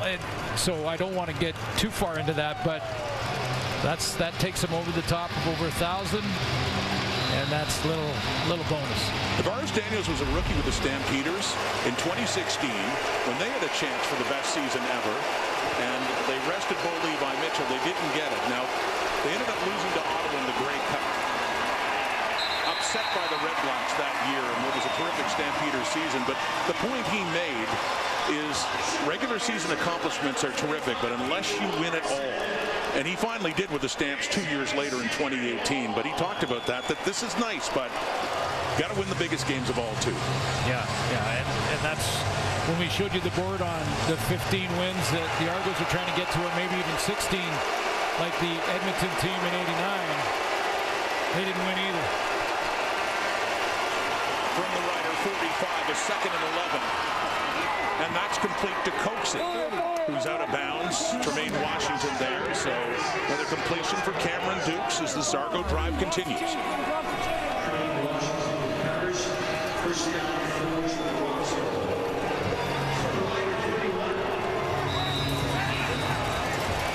Outside receiver there, nice timing right. Flags coming out. Plays whistle dead on the handoff to Adeboboye. Procedure, Toronto number 63. 5-yard penalty, remains first down. Calling it on the right tackle, Trevon Tate. Well,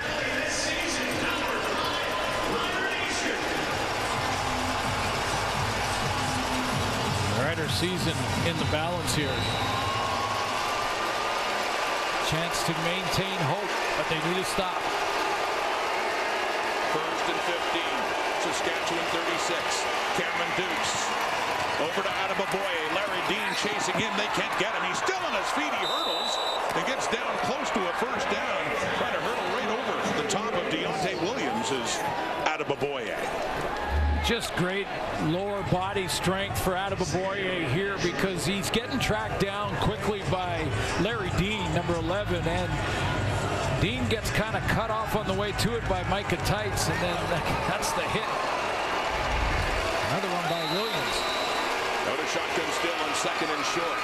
And handing off. That's Deontay McMahon on the carry as he gets it inside the 20, and another first down for Toronto. McMahon in his 2nd year out of McNeese State.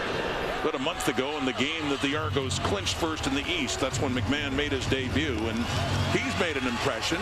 The opportunity with Andrew Harris injured and out, and with them resting A.J. Ouellette.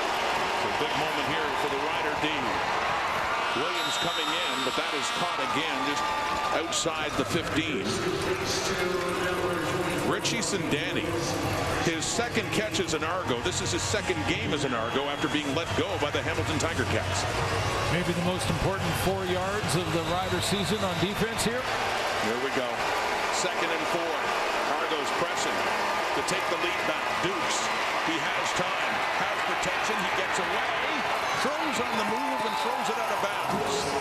And the Rider D stands firm as the field goal unit will come on for Toronto. Braden Thomas, who's getting a chance to get in the rotation, he's number 98. He's going to end up getting to Dukes as he rolls out to his right. And boy, did he ever have to dig to get there. He just says digging, diving to force the throw out of bounds. Well, I said field goal unit to come on.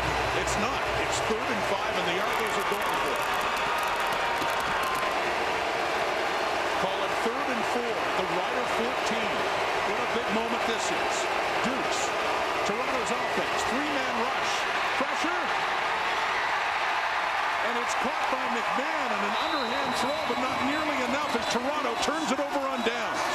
Not sure why Ryan Dinwiddie would make that decision. Rolling on the field is an incomplete pass. Wouldn't matter anyway. Based on where it could have been caught, it still wouldn't matter. It's still a turnover on downs. This is the Canadian Football League. There's 4:19 left, and he's not happy with the decision Cameron Dukes made there, but I think you take the points there. I mean, you're going to get 2, 3, maybe 3 possessions more. That's a forward pass, by the way.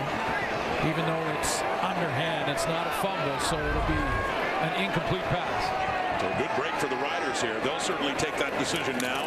Keeps it a 4-point game outside a field goal, as Morrow has just nowhere to go against that defensive front for the Argos.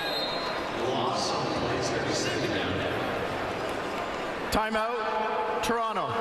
It's been a good season for first-year OC Kelly Jeffrey. I know they frustrated with this losing skid they've been on, but you know, we mentioned Dolagallo's 400-yard passing game against the Lions. He spread the ball around, a couple 1,000-yard receivers. Jamal Morrow close to 1,000 yards on the season rushing. And consider what's happened at quarterback for Saskatchewan when Trevor Harris comes in and looks very good, but he gets hurt early on. Mason Fine comes in.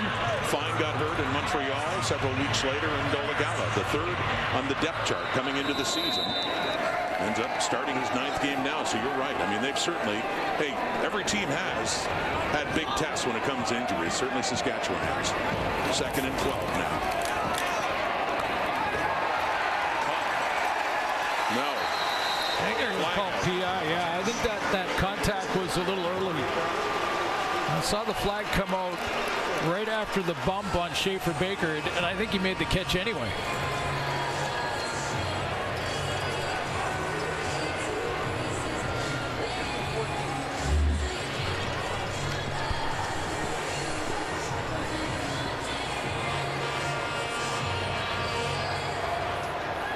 Pass interference, Toronto number 20. 10-yard penalty, automatic, first down.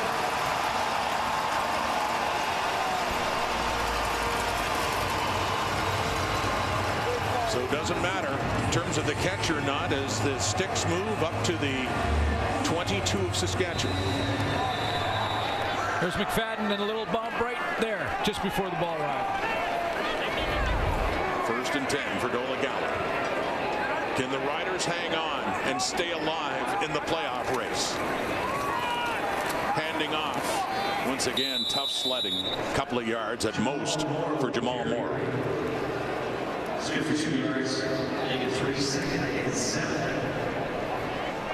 Well, I guess you can experiment a little bit more when you're locked up first place in your division a month ago. But I'm still a little puzzled as to Ryan Dinwiddie going for it on 3rd and 4 when he could have made it a 1-point game with lots of time left.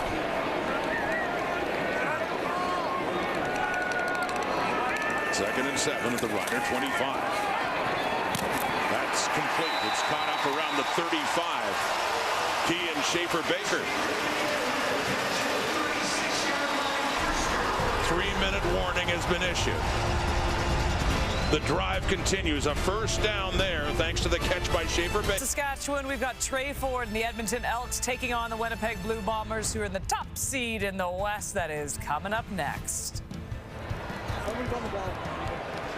And Kate, back here at Mosaic, not over yet for the Riders, but they're getting closer to a chance to just stay alive. That's all they can ask for right now.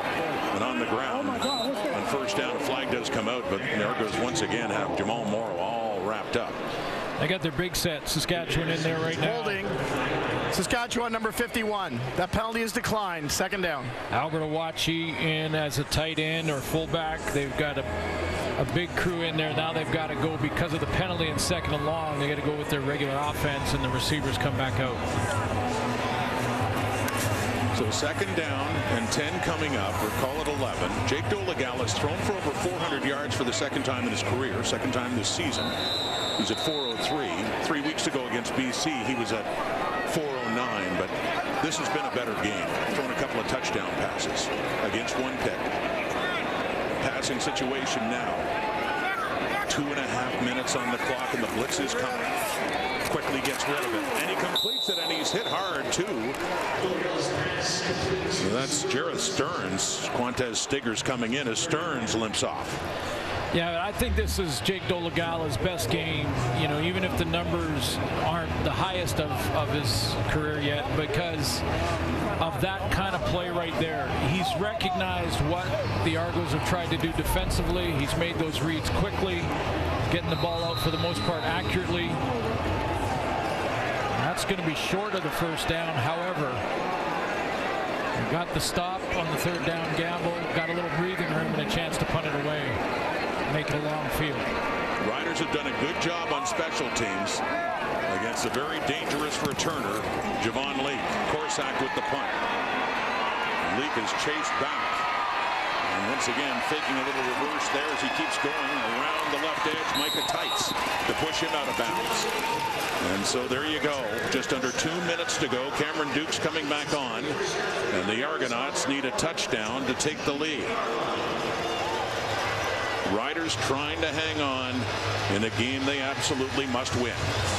Jeremy O'Day, beleaguered general manager of VP Operations of the Saskatchewan Roughriders. He and Greg Dickinson certainly have faced a lot of heat. A 6-game losing streak after they were a game above 500 Labor Day.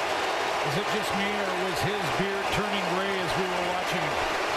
Lots of stress here, lots of excitement for the fans too. Sensing the possibility of just staying alive. Tommy Neal on the catch. He gets another yard or so, close to a first down for the Argos.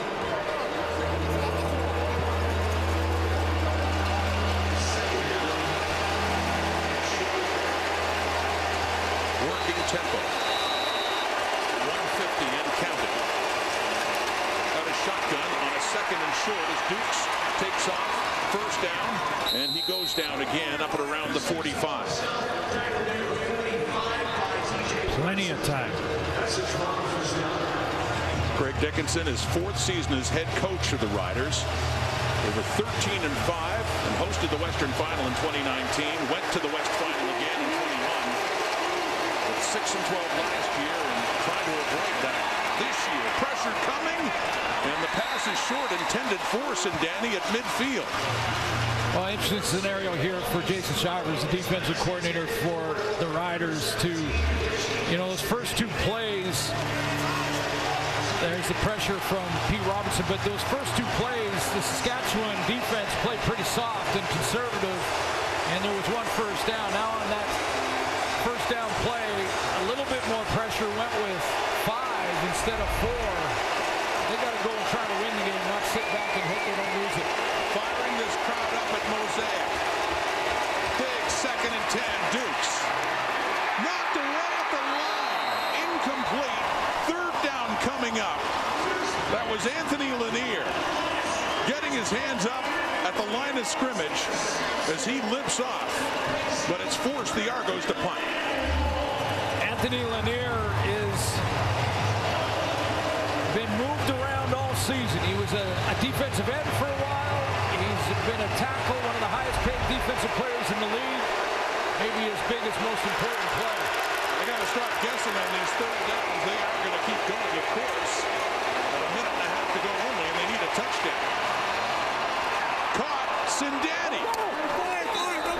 Richie Sindani, new Argo inside the 40 as the drive continues. How about that of the veteran Sindani?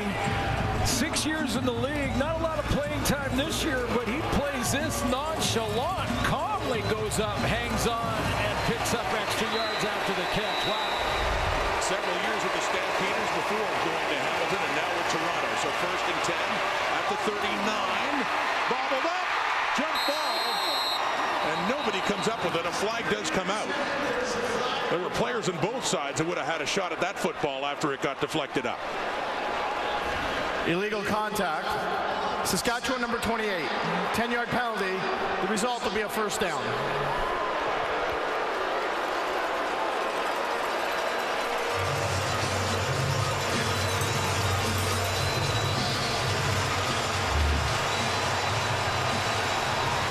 Can't hit and make any contact beyond 5 yards, and there's just a straight jam.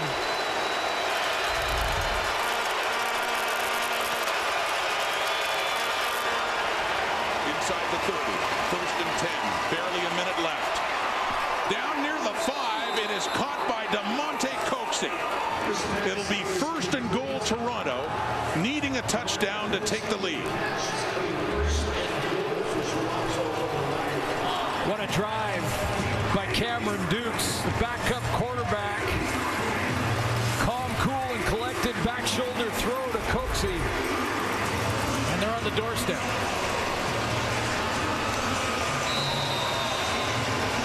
Palpable tension here at Mosaic,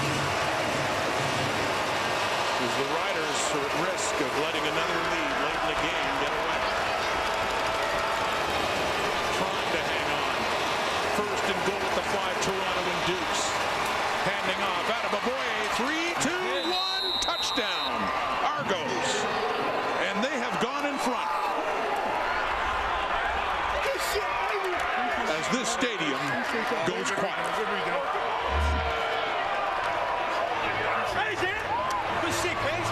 The play by Richie Sindani on 3rd down to keep the drive alive, to come and cool, collect, just get up there, rip it down, keep the drive alive. Dukes with another great throw to Coxie on the sideline, and Adeboye crosses the plane. The Argos have the late lead, and there's under a minute to go. And a big extra point coming up here as well to make it a field goal lead for Alfredo Lozada. He had missed an extra point earlier in the game, but he does put that one through to make it a 29-26 game. And in just under a minute, the Riders at the very least are going to need to drive down and get a field goal to tie the score. Remember the tension between Dukes and Ryan Dinwiddie on the sideline after the 3rd down gamble they didn't get. That all goes away if they can hold on to this 3-point lead. The decision to go for it, no big deal now if you can get the win. Same with the decision that Dukes made. That's not sure why Coach Dinwiddie was upset with him, but whatever it was, again, it all goes away if they can steal this one. Well, as we talked about before, in this, you don't want Chad Kelly in, especially if he's hurting. And this is good experience, if nothing else, for Cameron Dukes in a tense late game situation where they needed to come back. And if ever, they needed a big return from Mario Alford. Jarrett Stern's back there with him as well for this kick. Yeah, if you're Toronto, you're not kicking it to Mario Alford. I don't think you want to do that. Lozada handling the kickoff duties. 57 seconds on the clock. It does go to Alford. Just outside the 20. He gets through before Kassar gets him down, but he has it up at the 45. Brett Lother is tied for the longest field goal on the season this year. Had it right here against Calgary at 54 yards. Or excuse me, against the Ottawa Red Blacks. Well, Dolegala has time for 4 or 5 plays if he's efficient, and he's about 2 first downs away from field goal range. Lauder had one of 54 to win it on the final play against Ottawa.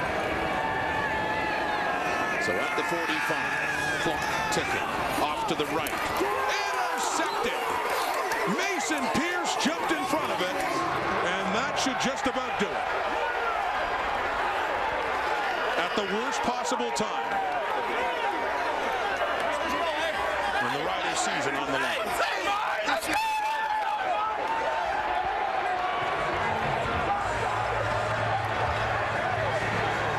Mason Pierce, first year out of the Colorado School of Mines with his first CFL interception.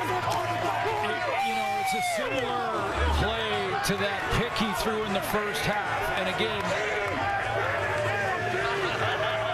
we talked about it off the top.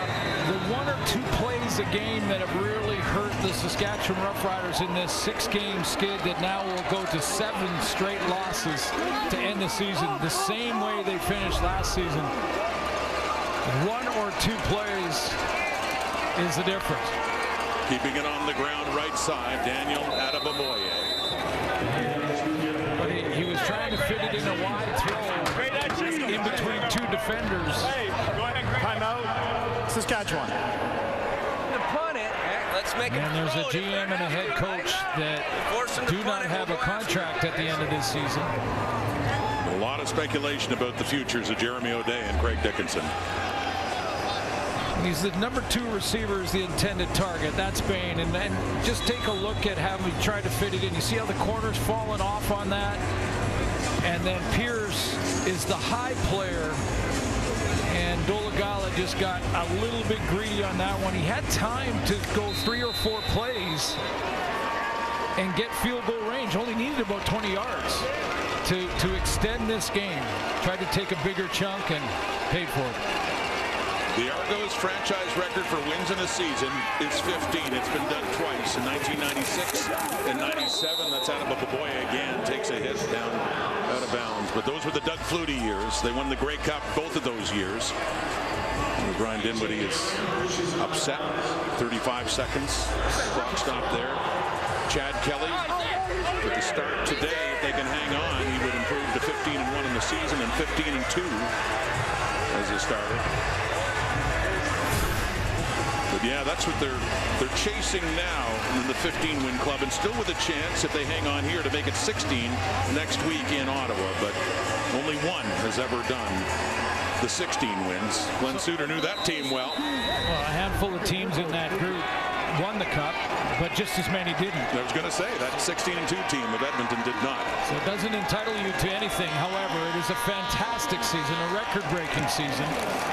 And this is a very good football team. Haggerty the punt, and doesn't get Alfred a chance. A beautiful punt by John Haggerty in his first game back in 2 months. And that one really makes it so daunting for the Riders with 29 seconds and trying somehow to get into field goal range as Dolagala gets another chance. Now you're down to 3 plays max. You will have the Argos secondary playing way off. You're going to talk, 25, 30 yards off. Make sure they don't let anything in behind them. Last year, the Riders lost their last 7 straight games to finish at 6-12. 26 seconds to go. Get out. You get it out, Emelis. 26 seconds, now 23. The Riders are still trying to avoid that same fate. 2 or 3 plays here, and you got to take a shot now. I mean, the last time it was a little greedy because he had 5 or 6 plays for 20 yards. Now you got to take a shot.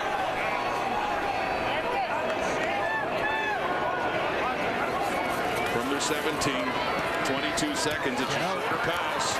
Out of bounds. Stearns, but still at the 25. 19 on the clock. Toronto is just fine with that. I mean, again, you're going to need to do that 7 more times to get in field goal range. So it's corner route, trip through 3 receivers to the side. You got Schaefer Baker up there. Throw one up, see if you can get a tip or a PI call. The Argos just send 3, drop back, 17 seconds. Another shorter pass. Mitch Picton with it, and he is taken down at about the 33. 11 seconds.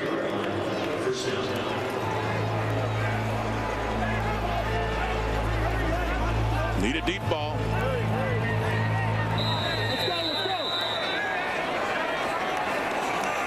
into range. Short off to the side and not caught. Samuel Emilus. So 5 seconds left. See, the problem with 2 of those last, short throws, the problem with them is that now Dolagala, even if he gets the big chunk, he doesn't have time to kick a field goal. May just be time for one final play for the Saskatchewan Roughriders.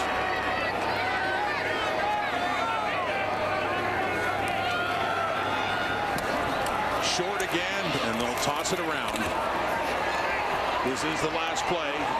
Barring penalty, it sails over Alfer's head. Out of bounds. The Toronto Argonauts have tied their franchise record for wins in a season at 15. And for Saskatchewan, the season is over. The talk in Toronto is going to be the health of Chad Kelly. He's got a little bit of a limp. We'll see what happens over the next few days there.